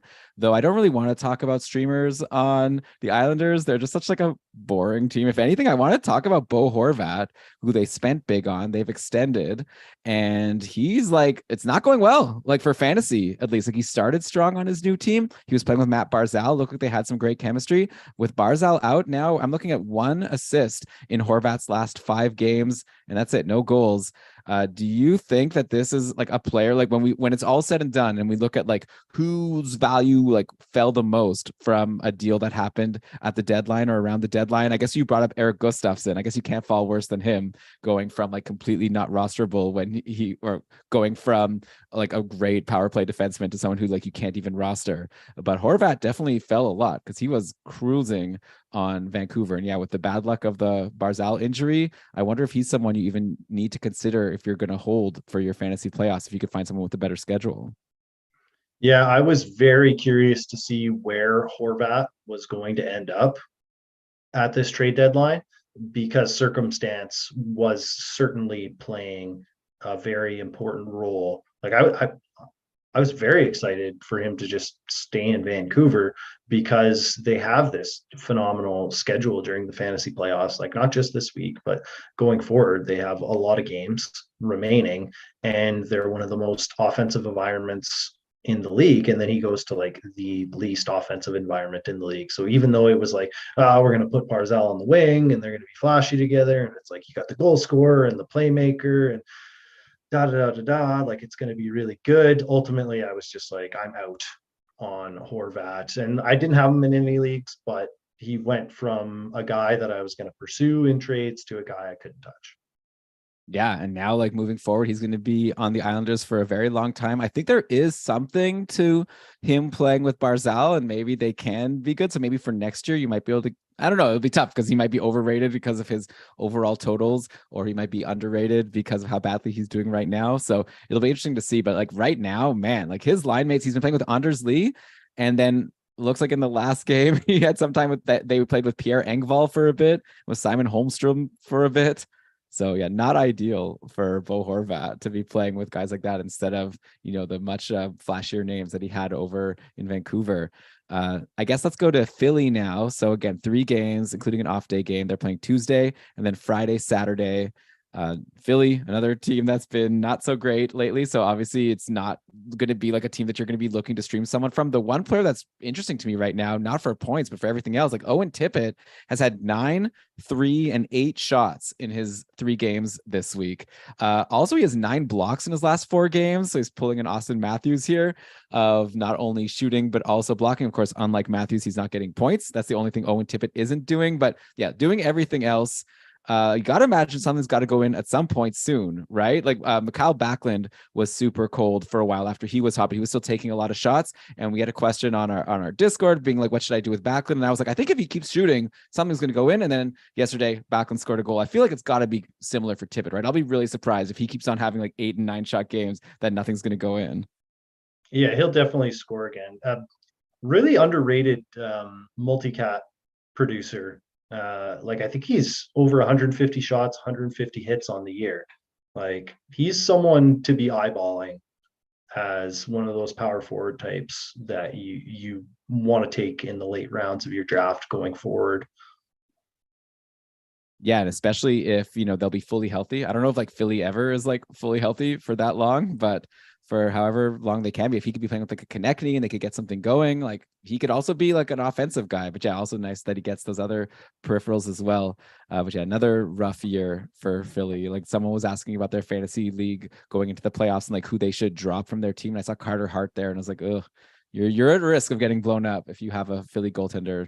Even if Hart's going to play a lot of games for you. It's too bad. I wonder, I guess that's another guy. Like I brought up, who was it? Gibson and Vejmelka, wondering how they would look on a good team. I guess Carter Hart also. Like, how do we know? Like someone like John Gibson, let me ask you, Steve, like we've been, doing this for a while. John Gibson's been around, always like a goalie that we think is good, but is on this bad team. Like, do you think like, let's say if Gibson was on Vancouver or no, sorry. Do you think if Gibson was on Tampa Bay instead of Vasilevsky, would we be talking about Gibson as like one of these like great goalies of the past decade? Like so much goes into like this goalie's legacy is totally dependent on who drafted him. Yeah, I don't think we'd be talking about him like Vasilevsky, but certainly we'd be. He wouldn't have died off the way he has like the last 5 years now. Yeah, so I hope that it doesn't go the same for Carter Hart. Like he seems like he has a lot of potential. But yeah, this team is not working out well for him. And by the way, another team with okay, this is like the flip side. Vegas is taking goalies who I think are like not that great and turning them into studs. Like Aiden Hill going into this year, I didn't have much time for Aiden Hill. I didn't think he was anything special. He's gone on a nice roll. Now recently, Hill's injured. Like everyone's injured. Brossoit, Hill, Thompson, like you need Leonard, I guess. So they have Jonathan Quick, who I was like, wow, good luck getting some good games from Jonathan Quick, who's had like such a terrible year with LA. All of a sudden, his first 3 games with Vegas were all great, and he shut out Carolina on Saturday. So somehow Vegas is just a great place for goalies to play. And all of a sudden now Jonathan Quick, for as long as these other goalies are injured, looks like he'll be a volume guy. Like they have someone named Yuri Patera, who I saw a tweet today is like the first ever Vegas drafted goalie to play a game for them. So good. I thought you were going to say first ever Vegas drafted player to play for. Oh, is that true? Might be. No. They always trade their draft picks. Mm-hmm. Yeah, but Patera is coming in today. I had really never heard of him. He's stopped 20 of 22 so far. Vegas is up 3-2 over St. Louis after the second. But yeah, like I'm assuming that Jonathan Quick is going to get all the games except for a back-to-back where maybe this Patera is going to get in. But like he's Jonathan Quick. So I don't know. Like I have these two conflicting thoughts in my head now where it's like on one hand, I don't want to recommend Jonathan Quick. But on the other hand, it seems like Vegas goalies are pretty solid. And actually, if you look at next week's schedule, it's Tuesday, Thursday, Sunday. And if you look at the teams, they're playing Philly, Calgary, and Columbus. So not super scary teams. I feel like there's a decent chance that Quick could have 3 wins in these games. Have I told you the parable of the scorpion and the frog? Okay, so Quick versus Gibson. Is there which one gives you more confidence? This isn't the normal Jonathan Quick. This is Vegas Jonathan Quick, Steve. It's totally different. I'll just eat a live scorpion. Okay. All right. So maybe for volume, he's probably going to play. I'm sure you'll give me that. But yeah, I guess you don't want to rely on someone who's had such a terrible, like this season, last season, like for a while now. Oh, okay. All right, so we're winding our way down here. I think we're now finally at the boring old Tuesday, Thursday, Saturday teams. Not even 3 games with 1 off day. So we'll take a quick break. We're going to go to Arizona next, where I'm sure you're going to remind me of that parable once again. But yeah, you're listening to Kevin Karlsson. We'll be back soon. All right, I am back with Steve Laidlaw, working through every NHL team, trying to find some tidbit of interest to help you be successful in your fantasy leagues. We're up to the Coyotes now. And I mentioned earlier, they brought up Ivan Prosvetov for this game against Nashville on Thursday, and he did really well. He stopped 39 of 40. I saw a tweet from Craig Morgan where he talked to the GM Bill Armstrong on why this happened. And he said, here's the quote, "We are not going to make the playoffs, so we have an opportunity to view one of our prospects at the NHL level and see what he can do." And then, like, as I said, Prosvetov did well. So like, are we looking at a 3-headed monster here in Arizona, do you think, for the rest of the season? Which I guess would mean no goalie has like any value, if anyone did before. Like at one point, Vejmelka was looking like a great goalie for leagues where you just care about volume. Now, all of a sudden, it's like the opposite. Like you can't trust anyone to play more than a game or 2 a week at max. I'd be curious to see how Arizona's AHL affiliate is doing, because if they're in any kind of run, then Prosvetov's probably going back down and getting regular starts for them, and he won't really muddy the waters. But if they're not, then if they can give him games at the NHL level and keep getting looks at him, then they might keep doing that. So that's some further research to do there. All right. Well, maybe we could get someone in the chat here while we keep talking to look into how the Arizona affiliate is doing over there. Because yeah, Prosvetov is clearly their starting goalie. I'm seeing here also in the chat, Shams is sharing here that Nick Schmaltz isn't playing today due to a lower body injury. Also, Kristen Fisher. But of course, Nick Schmaltz is the big name. So definitely someone to keep an eye on. That would definitely be a bummer if you're losing someone like him who's been so hot, like right going into your fantasy playoffs. So at least it was a Tuesday, Thursday, Saturday schedule. So maybe you just get to fit someone else in. You don't actually lose any games played. I wonder what this means for like a Barrett Hayton, who's been doing really well lately. He's got points in 3 straight, 9 points in his last 11 games. It's been Hayton with Schmaltz and Clayton Keller. And Keller. Schmaltz and Keller, and they've just been cruising for a while now. Is there a chance that like Barrett Hayton is actually good? Like at first I was like, yeah, he's in a good spot. Like he's got a couple points, but I'm not going to buy in on him. He's like been such a bust. But at this point, do we have to consider the possibility that Barrett Hayton is good? Like maybe not 5th overall pick good, but maybe even like, is there any vindication for Chayka? I guess that's what I'm asking you here. Okay, well, hold on a second. So as a fellow Western alum, I'm not going to stand for any Chayka slander. The only vindication that he needs is from the continued bovine excrement taking place with that team. So they're just a complete Ponzi scheme of a franchise. And I don't think that he needs to be vindicated at all, because clearly there was no way he could have won there. And just like this current group can't win there. So, but Barrett Hayton, he could be fine. Clearly, Schmaltz and Keller are like, that connection is real. Those guys are excellent playmakers with the puck, and they have real chemistry.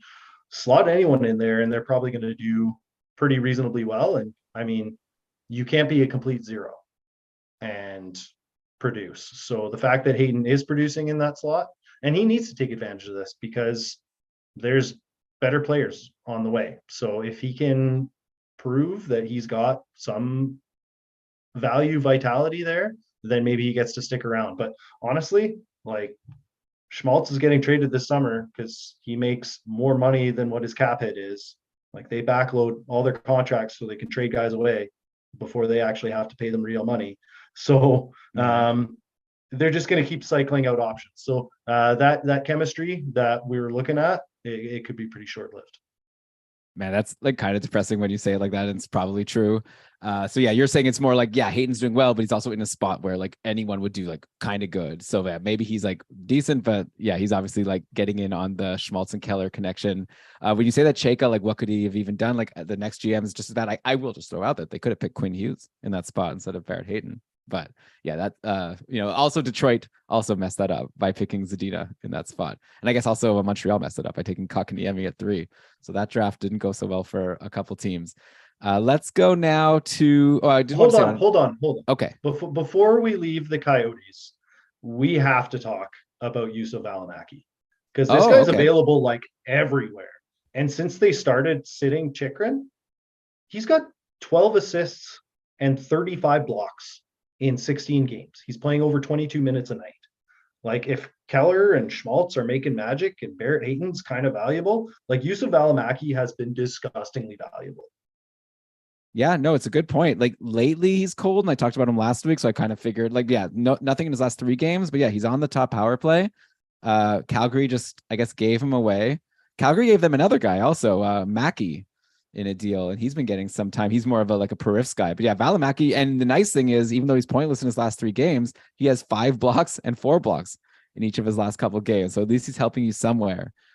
So yeah, I guess like if you want a top power play, would you take Valimaki over? I am assuming you would from your answer back then, but like a top power play on Columbus, like Adam Boqvist. Yeah, Boone Jenner, or talk to me about another team. Okay, fair enough. So, by the way, from the chat here, Andy is saying the Tucson Roadrunners are not doing well in the standings. So it's possible that Prosvetov maybe will get some more time in Arizona if your theory is correct. Yeah, I'll be fascinated. Like, let's make sure we bookmark this hot take that Prosvetov will continue to muddle the situation because the Tucson Roadrunners are doing poorly. Frustrating. I actually have Vejmelka in my dynasty league, and I traded a good piece for him, which I don't even want to say at the start of the year, because I thought like this league like has saves. I just thought like this is going to be a volume guy. I don't even care if he wins games. He seems to have a good save percentage. Now all of a sudden, like what in my playoffs, he's going to play like once a week. Ridiculous. Well, they'll probably trade him to a good team this summer because they're a Ponzi scheme. Okay, well, I wouldn't mind that. Okay, Calgary, another Tuesday, Thursday, Saturday. All of us, again, goalies, who could know, right? Jacob Markstrom now is playing all the time. There was a time when we were talking on the podcast about how like Dan Vladar might be stealing stars because he's been doing better. Like at this point, I think like, the coach came out, Sutter came out and just said like, we need to start playing Markstrom a lot. And he has. And he's been pretty good lately, actually. And it's like funny because I remember there was a point on our Discord where a lot of people were asking if it's time to just drop Markstrom. And most of us were saying like, yeah, at this point, he's like playing half the games. He's not doing well. And now like for your fantasy playoffs, it looks like you'd really like to have him. So what do we do? Like, I don't even know should we even play fantasy maybe without goalies? Would we all be happy if we were playing fantasy hockey only with forwards and defensemen? I mean, there's something to be said for like, you just go team goalies and right. You only have like saves and wins. I don't know. I subscribed to the 0 goalie strategy this year. So yeah. So in these leagues where you're making the playoffs, like can you share some of your goalie tandems that you're rolling with? So I've got the 3-headed monster of Kochetkov, Anderson, Ranta, along with Vanacek. And I just dropped Tristan Jarry from one of my squads. Oh, wow. And then the other one, I'm rolling out. I still have Jarry, and I have Hellebuck, and I have Vanacek. And then in the last league, I have Skinner and Korpisalo. Yeah, so that last league, especially, like both guys that you probably just got out of free agency. And we'll see. Yeah, I guess with Korpisalo, he'll probably just go 50-50. He seems like he's in a good spot in LA. So yeah, I'm with you. Like, why waste like again? If you could get Vasilevsky, like he's convinced me. But even like a Hellebuck, we just talked about, he like isn't playing that well now. So you really can't depend on anyone to be for sure. And then there's always these random guys that end up being good. So it's a good strategy. Yep, 0 goalie. It's the way of the future. I think so. Until NHL teams start doing what Winnipeg is doing and just playing a starter all the time. At least then you could depend on someone for starts. But now, Well, yeah, even when they did that for years. Have you heard the one of where Mike Keenan decided that he was going to play Grant Fuhr every single game for an entire season? and what happened? I think that was the end of Grant Fuhr's career. Ah, that's a shame. I know Marty Brodeur used to play like a ton of games. I remember Brian and I once played a game of trying to guess like who was the backup goalie on New Jersey in some of these years, and it was really hard to know. It was probably Kevin Weeks. Maybe. Okay, so since we're on Calgary, I wanted to bring up a cold streak here. Rasmus Anderson is cold all of a sudden. Only one goal and no assists in his last 5 games. Only 3 points in his last 10 games. Heading into a fantasy playoffs, it's been a good season overall for Anderson, but like cold at the worst time. Like I said, Calgary plays just Tuesday, Thursday, Saturday, so a bad schedule. Would you consider like dropping him at this point, or is he just someone that you rode him all year? You got to just hang on and hope that he bounces back. Yeah, it all depends on what we're dropping them for, what we're picking them up for. But certainly, I would have some interest in keeping them around because there's a decent opportunity there. But ultimately, if you're looking at potentially getting in a bunch more games because of streamers, then I like the idea of Anderson being the guy who you end up dumping. Yeah, it's too bad. For a while, he was looking good. Like Noah Hannafin also had some value, but lately, yeah, just Calgary is not a great place to get offense. As I know, as I streamed in that Jacob Peltier at the start of this week for a good schedule, hasn't yielded anything of value to me. Okay, next up, Chicago, another Tuesday, Thursday, Saturday. This is a team where, again, if I were to read the lines, you would tell me that I'm potentially making up some names. Also, like the two guys who are on the biggest hot streaks right now on this team with no Patrick Kane, no Max Domi, no nothing. Taylor Radish is looking really good lately. He has 4 points in his last 3 games, and he's on a line with someone named Cole Gutman, who has 3 points in his last 3 games. Like, this is totally going to be just like you can't rely on anyone. Like next week, I'm sure it'll be Radish has no points, and maybe Athanasiou and Kurashev pick up something. Like Lucas Reichel, I know is like the one name that people are kind of excited about on Chicago for the forwards that like has a future where he'll potentially be good. But man, this team is brutal. And now with a 3-game week, I just can't think of any reason. Like I don't care how good Taylor Radish is doing. There's no way you're holding him in a week where Chicago plays only on busy days, right? Yeah, that would be really hard. But you look at his like per minute production, and this is one of those guys that a contender might have considered going out and grabbing for their third or fourth line scoring. And maybe that's ultimately his fate. But something to keep in mind going into next season if they don't grab a bunch of veterans on 1 year deals, does this guy suddenly fill a very valuable slot? And I would just say, if you're in like the deepest of leagues, Cole Gutman, the guy's winning faceoffs and playing with the best offensive players. Yeah, I actually did add Gutman in my dynasty league for the faceoffs. And yeah, he's been doing pretty good. And he did get an assist on that Radish goal versus Tampa Bay yesterday. So yeah, I'll take it. Cole Gutman. I've learned a lot of new names this season from some of these teams. Everyone's tanking for Bedard, so it helps us learn about some new players that you didn't think were going to play in the NHL. Okay, so next up, LA. Another Tuesday, Thursday, Saturday. Kevin Fiala is hurt, so we still don't know like for how long. I'd imagine there's no reason for them to rush him back since LA seems to be pretty comfortably in a playoff spot. So their lines in the last game, they had, of course, this like Kopitar, Kempe, and Byfield line, and then Deneau, Arvidsson, Trevor Moore. So Moore is back. So I guess they have these two lines that we could have penciled. Well, I guess Byfield wasn't someone we had penciled in, but like he's been there now for a while. And then yeah, I follow Lizotte and Velarde. So I guess you're pretty much without Fiala. Just you have those top two lines, and really just the top line that's especially interesting. And wow, Quinton Byfield all of a sudden turning into something midway through the season. He had a stretch of 5 games in a row where he had an assist in each of those games before finally going quiet in that game against Nashville, where he just couldn't get anything past Kevin Lankinen. And who could, right? With the way he's been playing. But yeah, Byfield all of a sudden looking like maybe he is deserving of this second overall pick. Like he's super young, only 20 years old, playing on the top line. I'm curious to know, like, do you think that this guy is someone that's going to be a superstar soon? Like from what you're seeing and the chemistry he has on this line with Kopitar, is this striking you as someone that you think, oh, like sky's the limit moving forward? Yeah, I mean, I'd be lying if there wasn't a little bit of doubt creeping in, but it certainly hasn't been the best opportunity for development with the way that things have kind of shaken out for him. But I grabbed Byfield and was like really geared up, even as a contender, to try to find a way to get the draft picks in order to be able to draft Byfield in my dynasty.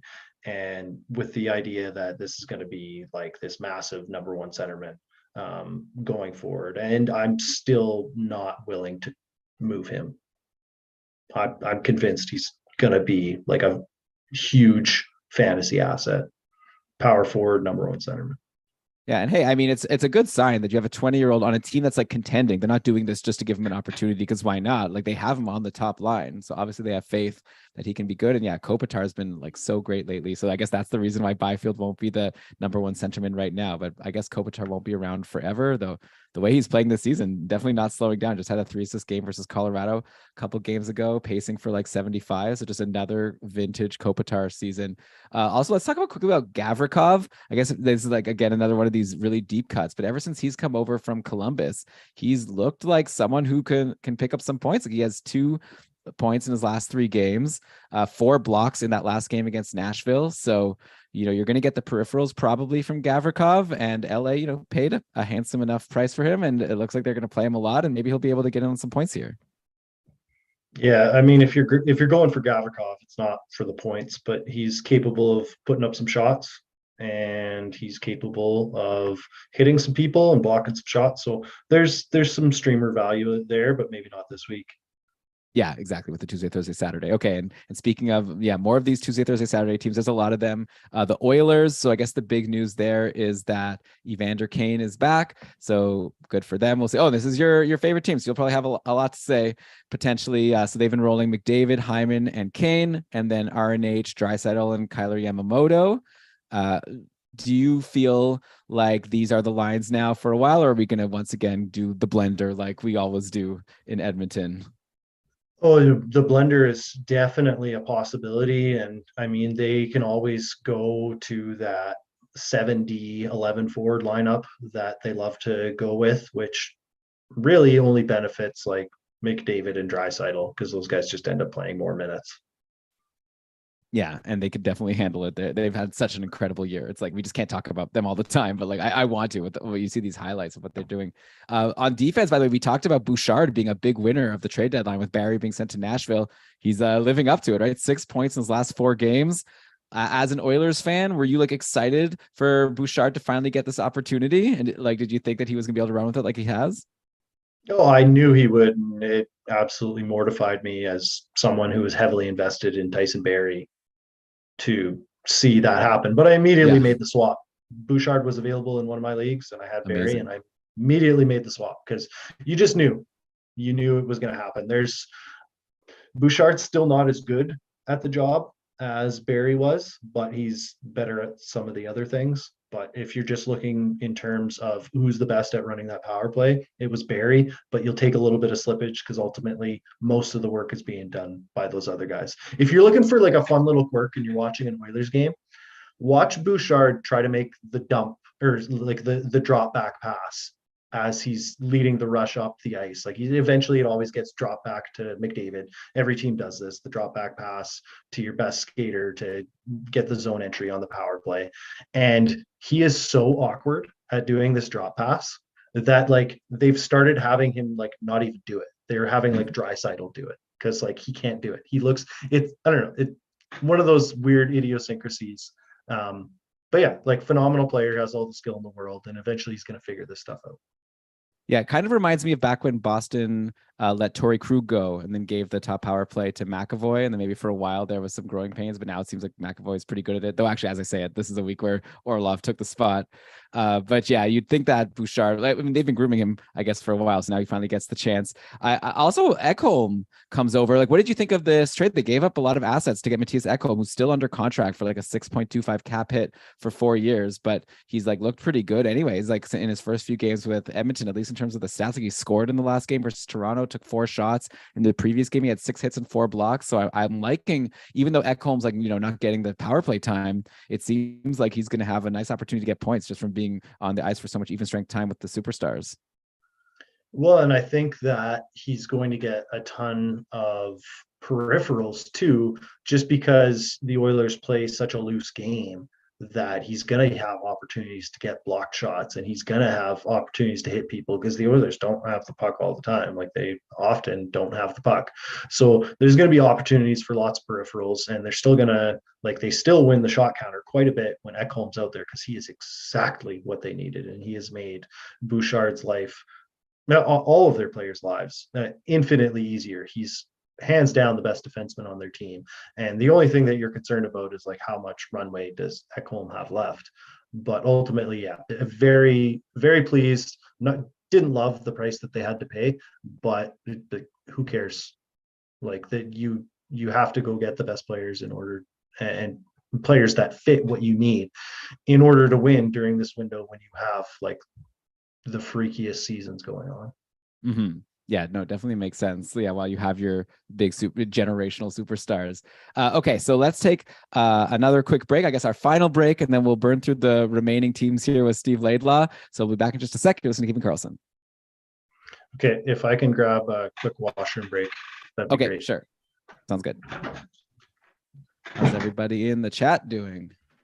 I see a lot of Andy. I appreciate it. So Valamaki's Shams' dude. Somebody on Discord loved him. I mean, yeah, like, no, Shams loves Trevor Van Riemsdyk. That was like, Shams came in with like a good take that TVR should be rostered in a lot of leagues. And someone, I don't know, strongly disagreed. I guess disagreed, not even like with like the take, more with like the wording, I guess. I don't know. Okay, Vejmelka playing tonight. I could use that. I hope that it will, like, I hope it'll go well. And then he'll get more starts. Really frustrating. All right, so I got Ottawa next year. I might as well bring up some data here. So Sogard has been, what did Lewis called him on Shortchus? Bad's no guard. I definitely want to bring that up again. That was funny. Okay, so yeah, I have him up. I'm ready to go. If anyone has any questions or takes about Ottawa, Pittsburgh, San Jose, Detroit, or Florida, let me know in the chat here. Those are the final teams we're going to be bringing up when we take this baby home.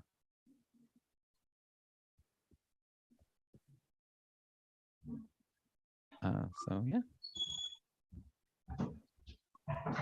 I got to start looking to my couple team. I really thought that I was going to be done after this week because Lewis was winning in this matchup, but I'm going to come in 12th here. So okay. Howdy. Hello. All right. Let's finish this. I'll aim to be done in like 20 minutes. Sounds good. All right. Okay.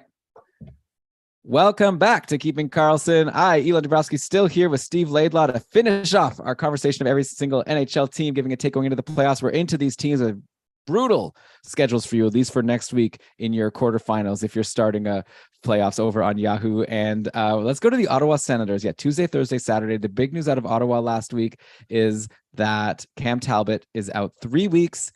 And in his place, like Matt Sogard has been around, but lately he's been, as Lewis dubbed him, Bad's no guard, because he hasn't looked as good as he did when he first was coming up. In his last 3 games, Sogard has led in 5, 4, and 4 goals. So just brutal. Today, Kevin Mandolese has gotten the start against Calgary. So that game has just started. We'll see how it goes. I was thinking when Talbot was out, I was like, everyone rush out to get Sogard for your fantasy playoffs. You're going to have a volume goalie on a team that was surging. Now, all of a sudden, not that exciting. So there you go. That's goalies. Ottawa got Jacob Chikrin. I was really excited to see them continue this like great winning streak they were on, but now they've lost 2 of their last 3 games. So Steve, would you be, is this like another situation like a Jonathan Quick or Gibson, like, play at your own risk if you want to try out Matt Sogard here? No, absolutely. That's a terrifying set of circumstances. But it could be a nice run for you because certainly the Senators are quite loaded. I'm curious, Elon, what you think about the Senators beyond this season, because suddenly I think that they're in a circumstance where they could be next year's New Jersey or Carolina, like one of these exciting young teams. Like they have more than 6 forwards that should be on a top power play unit, and they have more than 2 defensemen that should be on a top power play unit.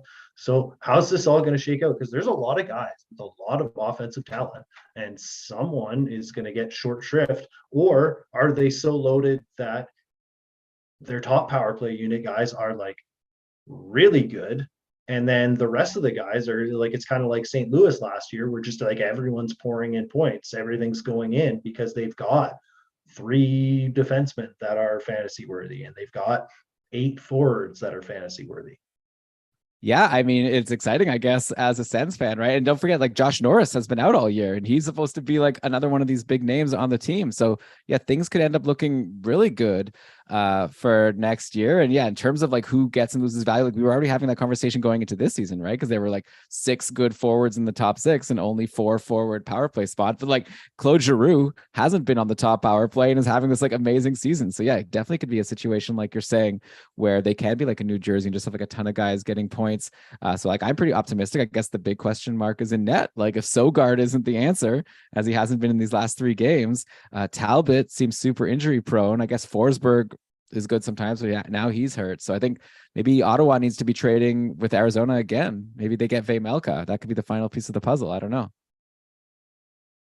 Definitely. I mean, Forsberg tore what, both of his knees at once? Oof, terrible. Like, how does that happen other than like falling out of a building? I mean, yeah, that's really, we shouldn't laugh. It's really like, it's like, obviously he's like a professional athlete. I wouldn't be surprised if he comes back again, but if that was me, like I would never walk again. So that would be it. So we'll see if he comes back at some point. But I don't think the Sens should be depending on him. That's for sure.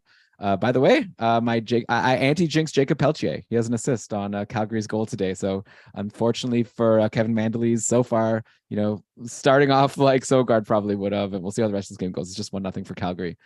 Anyway, okay. So next up, let's go to Pittsburgh. Another Tuesday, Thursday, Saturday. So Pittsburgh had that win today over the Rangers, and they are also just like the Rangers, rolling with some brand new lines.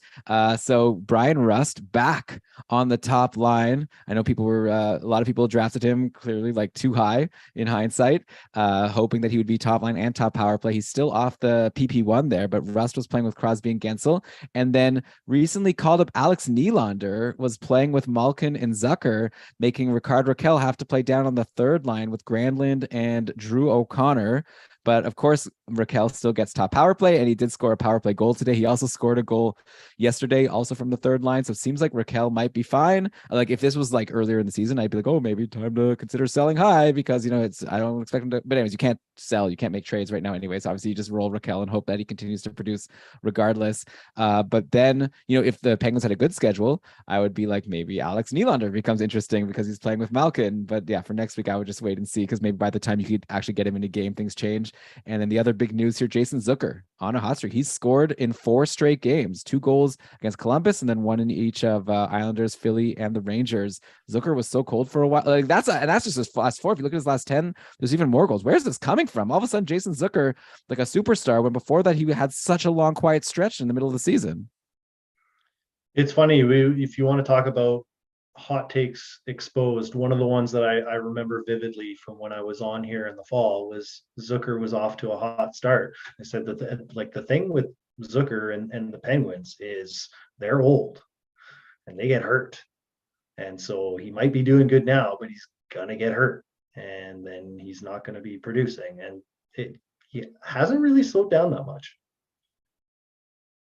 Yeah, like there was a cold stretch at one point, but if he was dropped, I would definitely jump on Zucker now. Like maybe even with this bad schedule, like he had 8 shots also in this game today against the Rangers, and one of them went in. Like I would love top power play, but if the pickings are slim, Zucker, yeah, is like you want guys who can score. He's like a Jared McCann right now.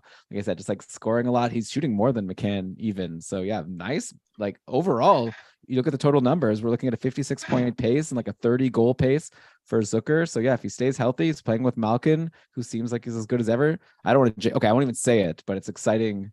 I can't say something and not say it, unfortunately. But yeah, Malkin playing a lot of games this year, which is not something you're used to seeing. So I'm curious to see how if they could finish off strong there, at least in terms of the games played department. But yeah, nice little run for Jason Zucker here. Over on San Jose, we've got another Tuesday, Thursday, Saturday. They've really sold at the deadline. So I guess in theory, there's some like new names playing with good players. Like Hurdle is on a line with Zetterlund and William Eklund, who like last week we talked about how like it's exciting that Eklund is going to get a chance to come up, and yeah, hasn't been that good. Hopefully we didn't like sell him too hard. Like he is playing on this line with Hurdle and on the top power play, but pointless in 4. We actually had a question on Twitter, like about someone in a dynasty league trying to decide between Quinn on Buffalo and Eklund, like for next season and like moving forward.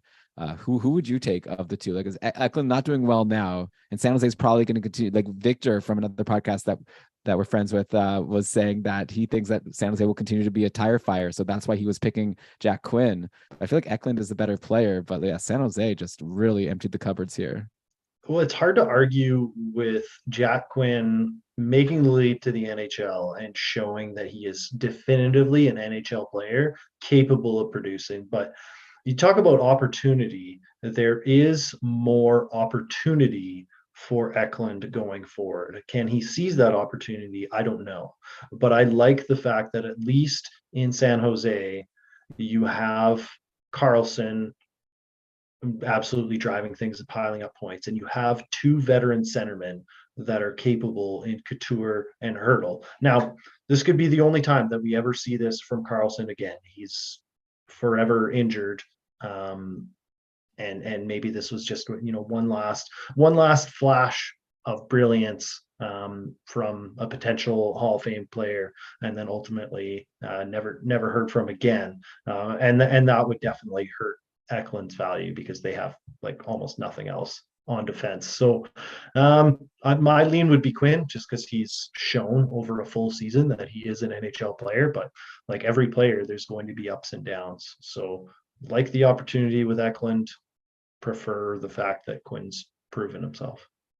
Yeah, it's kind of like Eklund's much more likely to get top power play, but Quinn is like already shown that he could do stuff, and he's on a team that is gonna, like, you'll have good players for him to play with at least. Hurdle somehow, like, good for Tomas Hurdle. He's lost everyone, and he's scored goals in 4 of his last 5 games. He's had 5 shots in 4 of his last 5 games. He's also throwing hits. Like, he's doing his best to help us in our fantasy leagues if you have him. But yeah, he's one of the only bright spots, him and Erik Karlsson this season. Okay, next up, I guess now we're down to 2 teams that play only twice next week to finish things off. Detroit plays Tuesday, Saturday, and Florida plays Thursday, Saturday. So there's really, like, it's going to be hard to convince you to want to take a Detroit player. Like, obviously you want Dylan Larkin. Aside from that, like, it is kind of fun to see Alex Chason somehow back in the league once again on a top power play. And now he's got 4 points in his last 3 games. He's scored a power play goal in each of those games this weekend versus Boston. Alex Chason, who knew? Former Edmonton Oiler. He used to be on the Oilers' top power play. Yeah, and he's clearly proven that he can park himself in front of a net and bang in some cheap ones for you. I would have considered him as a pickup in very deep leagues were it not for this miserable schedule. Yeah, so I mean, this is week 1, but if you make it through to the semifinals, maybe take another look and see if Chason is out there once you'll be able to actually fit him into some games. Also, I'll throw out another name that you're not going to want to grab now and things could change, but Pius Suter has been playing on the top line with Dylan Larkin and Lucas Raymond. I swear I recall when the Wings acquired Suter was to be like a third line center, but I guess now he's getting the Byfield treatment, or like I guess Tavares treatment, going to the wing. Or maybe is he centering and Larkin? I don't even know. Who cares? Anyways, it's probably not going to last. So doesn't matter. Okay. Then in Florida. Who cares? Your 2023 Detroit Red Wings. Yeah. I mean, how long can I really, what am I going to now throw to you to like give your intense detailed analysis of Pius Suter playing with Larkin? And I throw that in the bin. Yeah, let's finish off over in Florida where, okay, in that last game yesterday, I was seeing tweets that were saying that Aaron Ekblad was off the top power play for a little bit and Florida was going with a 5 forward configuration. And I'm seeing here that, yes, that was the case for part of this game against the Jets. They were going Barkov, Reinhart for Hagee, Kachuk, and Duclair. I'm seeing for a little bit, but I don't know, still over in the end. And then Ekblad, actually Montour got more power play time. So all this to say, you look at someone like Aaron Ekblad, who you drafted super high in your fantasy league, hoping he'd be a really reliable defenseman to you. And he only has 1 goal in his last 12 games, no assists. The shots are there. Like, you would think like the underlyings indicate he should be able to bounce back, though I don't love how his power play role seems to be going down, at least in the last game. And then you add to that Florida only playing Thursday, Saturday. Would you, Steve Laidlaw, dare dropping Aaron Ekblad going into your week next week? Like, let's say you can add, like, no, like obviously Sandin, you're going to say for sure, but like a level down from that. Like I'm looking back at people we've talked about today. I guess like, okay, here, let me just find the actual name. Let's say like, I don't know, like a John Klingberg, let's say, is out there who plays Wednesday, Saturday, Sunday. Do you dare drop an Aaron Ekblad, even though you spent so much draft capital on him back in September? Not for Klingberg, but I could consider Klingberg as part of like a streaming schedule type thing that you do. Mm-hmm. Like if you got a bunch of moves to burn, say you got 3 moves in a week, you say, okay, this Ekblad spot, I'm going to get almost nothing out of him. Like on those busy nights that he is playing, he might not even be in my top 4 defensemen. I've got 6 good defensemen. Maybe I turn this into a streaming spot and I get a bunch of stats that I wouldn't have otherwise. If you're talking like a start sit example, like if we got news that Sergachev was off the top power play again, I'd still probably roll Sergachev out instead of Ekblad. Like there's lots of circumstances where I'd be just kind of done with Ekblad until he's got a lot more game volume for me. Mm-hmm. So definitely circumstantial. There's no one player that I'm like Well, here's actually a name from the Ekblad's chat got to here. go. Yeah, Okay. I got a name from the chat here for you. Owen Power, who we talked about if Darlene is injured, and Buffalo has those 4 off-day games next week. The thing that makes it complicated is after next week, for the following 2 weeks, Florida plays 4 times in each of those weeks. And then what if your opponent grabs Ekblad and then he beats you too? But I mean, it's not only just low games, it's also he's like ice cold. So yeah, I mean, you do what you got to do to survive in advance. right. While we were talking here, I was just looking at my league. I wanted to make sure that I was kind of locked into winning enough categories that I would hold on to my first place. So I didn't need Hartman's game for the night. So I dropped Hartman in order to get Owen Power into my lineup. And if it turns out that Dahlin's going to play, You'll swap them. then Power's out and Dahlin comes in. But otherwise, so if part of your strategy is Owen Power and like you might only have one game before Dahlin comes back in, well, that's one really good game and then it's part of a streaming strategy. But if it's if you only have the one weekly lineup set, then I'm not sure that I'm taking Owen Power as the guy that I'm streaming in, because ultimately he might be in that secondary role and not producing a ton of offense. So I might look at a different option instead of an Owen Power if you don't have more moves that you can make. Yeah, so this is the time when things get tough. It's also an opportunity for people in like keeper leagues. Like Ekblad probably should still be really good, I'd imagine still. So if someone drops him for a tough schedule and it's a keep 8, maybe it's a good opportunity to get someone like that if you're not going for it. By the way, we talked about Rasmus Andersson before. He just so it turns out this last Calgary goal that I talked about where I was like, oh, I got an assist from Peltier. It looks like that got called back. So that sucks. But Rasmus Andersson did score a shorthanded goal now, assisted by Backlund and Lindholm. So I guess we gave him chances saying here, we gave him the KK bump. Just like how we were going to talk about who was it? We were going to talk about someone who was super cold and then he scored 2 goals today. Oh yeah. Jesper Bratt over on New Jersey. So just talking about a cold player and it turns things around. So maybe that just means that Aaron Ekblad's about to go off for like 5 points next week and maybe you shouldn't drop him. But anyway, Steve, so we did it. We made it through all 32 teams. It just took us a couple hours, like nothing. This has been so much fun.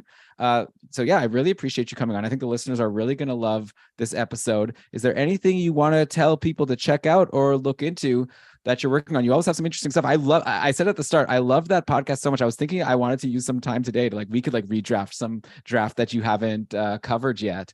But obviously we didn't have time for that, but I really love that series. Is that something you're thinking of bringing back at some point? Perhaps, but work and life has gotten in the way of podcasting. So it was fun to do while we all kind of had way more time on our hands than we otherwise would have. And now I've kind of since retired the podcast. But like I said, I've found my niche, and that's as a pinch hitter. So you can consider me the Carol Vamelka of podcasting. Hey, I mean, we'll definitely take you up on it. And anytime that one of us can't make it, it's always so awesome to have you on. I want to hear that parable about the scorpion and the frog a few more times. So I guess we'll have to wait until next time to get it again. But yeah, thanks for coming. Thanks everyone for listening. I want to wish good luck to all of the couple participants who have made it to their playoffs. Congratulations on making it this far. And now all you got to do is win 3 more weeks. Or if you got to buy just 2 more weeks, ultimate glory. Okay, so congrats and thanks everyone for playing there. And good luck to and everyone in all your leagues. Though there might be 2 people that are playing each other that are both listening, and then it's kind of weird for me to say good luck to all of you because only one person could win. So may the best person win. Let's just say that. Have fun. And with that, let's cue the outro music. Brian usually reads some credits here. I do not have them in front of me, but thanks so much to the super supporters. I guess I won't name you, but you'll get back to being named because that's the perk next week. And outro and intro or outro music is by Pat Roach. Thanks so much to Kevin for helping run the cupful. You're amazing. Shams retweeting everything over at gamedaytweets.com. Definitely check that out. Steve, I made a website. Did you ever see it? Gamedaytweets.com. We do retweets from a bunch of accounts, and then they auto-populate on this site for line combos and goalies and news. It's pretty cool, I think. It's nice. That's breaking news to me. Check it out. I'll have to check it out. What I like about it is that it's like the tweets, like what you see is the actual tweets from the beat writers. Like when some sites like show line combinations and you don't know, like, where did this come from? I don't know. Like, did they just make this up or is this from a source? Here, it's like all just the tweets. So you know that it's legit stuff. So, but anyways, I don't know why I'm trying to sell you here, but yeah. And once again, thanks everyone for listening. We're going to have some short shifts episodes coming next week. Try to keep you up to date and successful in your fantasy leagues. So until I talk to you again, why don't you just all have fun in your playoffs? Good luck and do your best to keep making sure that fantasy hockey is for everyone. See ya. Awesome. So yeah, Steve, thanks so much again. This was really great. No problem, Elon. That was a breeze. Yeah, that's about. I'll let you say that. Like, yeah, just like 2 hours. We went through every team. I'm looking forward to getting the feedback on this. So yeah, have a great rest of your night. Good luck to the Oilers. I'll root for them for you in the playoffs. For sure. Yeah, we'll meet in next year's Cup final. How about that? We as being the Sens, I guess. Yeah, that would be a pretty exciting series, I think. Though I'm happy to. I'm like one of these people that's like blasphemous because I'm in Toronto here, and like I like the Leafs also. Like I like anyone who's like I live here, so I kind of feel like it'll just be fun if the Leafs go far because then we could actually like every playoffs. It's like I get invited to some friends' houses, we watch games, we're drinking beers, we're having fun, and then a couple weeks later, it's all over. It's like, oh, okay, I guess see you next year. It'd be fun for the Leafs to actually go far. So I might even cheer for them a little more than the Sens, just for the social aspect of it. But I'll take anything. We all revel in the Schadenfreude of the Leafs losing every year in the first round, but genuinely nothing would be better than them going on like an epic run. Like, because everyone has so many Leaf fan friends, and my one buddy, he was telling me, he's like, no, like when people talk about like the generation of Leaf fans that are like entitled, like that's not my generation. Like, we have grown up and only known misery. Like we are so jaded that like we expect the worst. Like we're like, why are we trading first round picks? Like we're just going to lose in the first round again. So I think it'd be great because ultimately it would actually allow us to get back to hating on the Leafs. Like right now they're not hateable. We're just enjoying Schadenfreude, and that's just not as good, not as powerful and visceral of an emotion as that fan hatred. Yeah, you can't have a movie where the villain is introduced as like a real loser at the start, and then it's like it's not gonna be fun to overcome that. Yeah, like as a Sens fan, like I grew up with the Leafs always beating the Sens in the playoffs, and it was the worst. And like I still have some friends who we hate them. You guys were what the Sens are now, or what the Leafs are now. Like incapable of getting over it, right? Yeah, exactly. So it'll be fun. And who knows if people are predicting there might be a recession, but if the Leafs go far in the playoffs, think of the ratings, think of the bars. So, it'll fix the whole economy. Absolutely. The Leafs go far. So lots of reasons to cheer for them. And Tampa's won enough. They could take a break. But okay. Thanks again. Thanks everyone for watching. And yeah, I guess I'll talk to you. I'll let you know when it's posted. Sounds good. Okay. See ya. Bye now. And bye.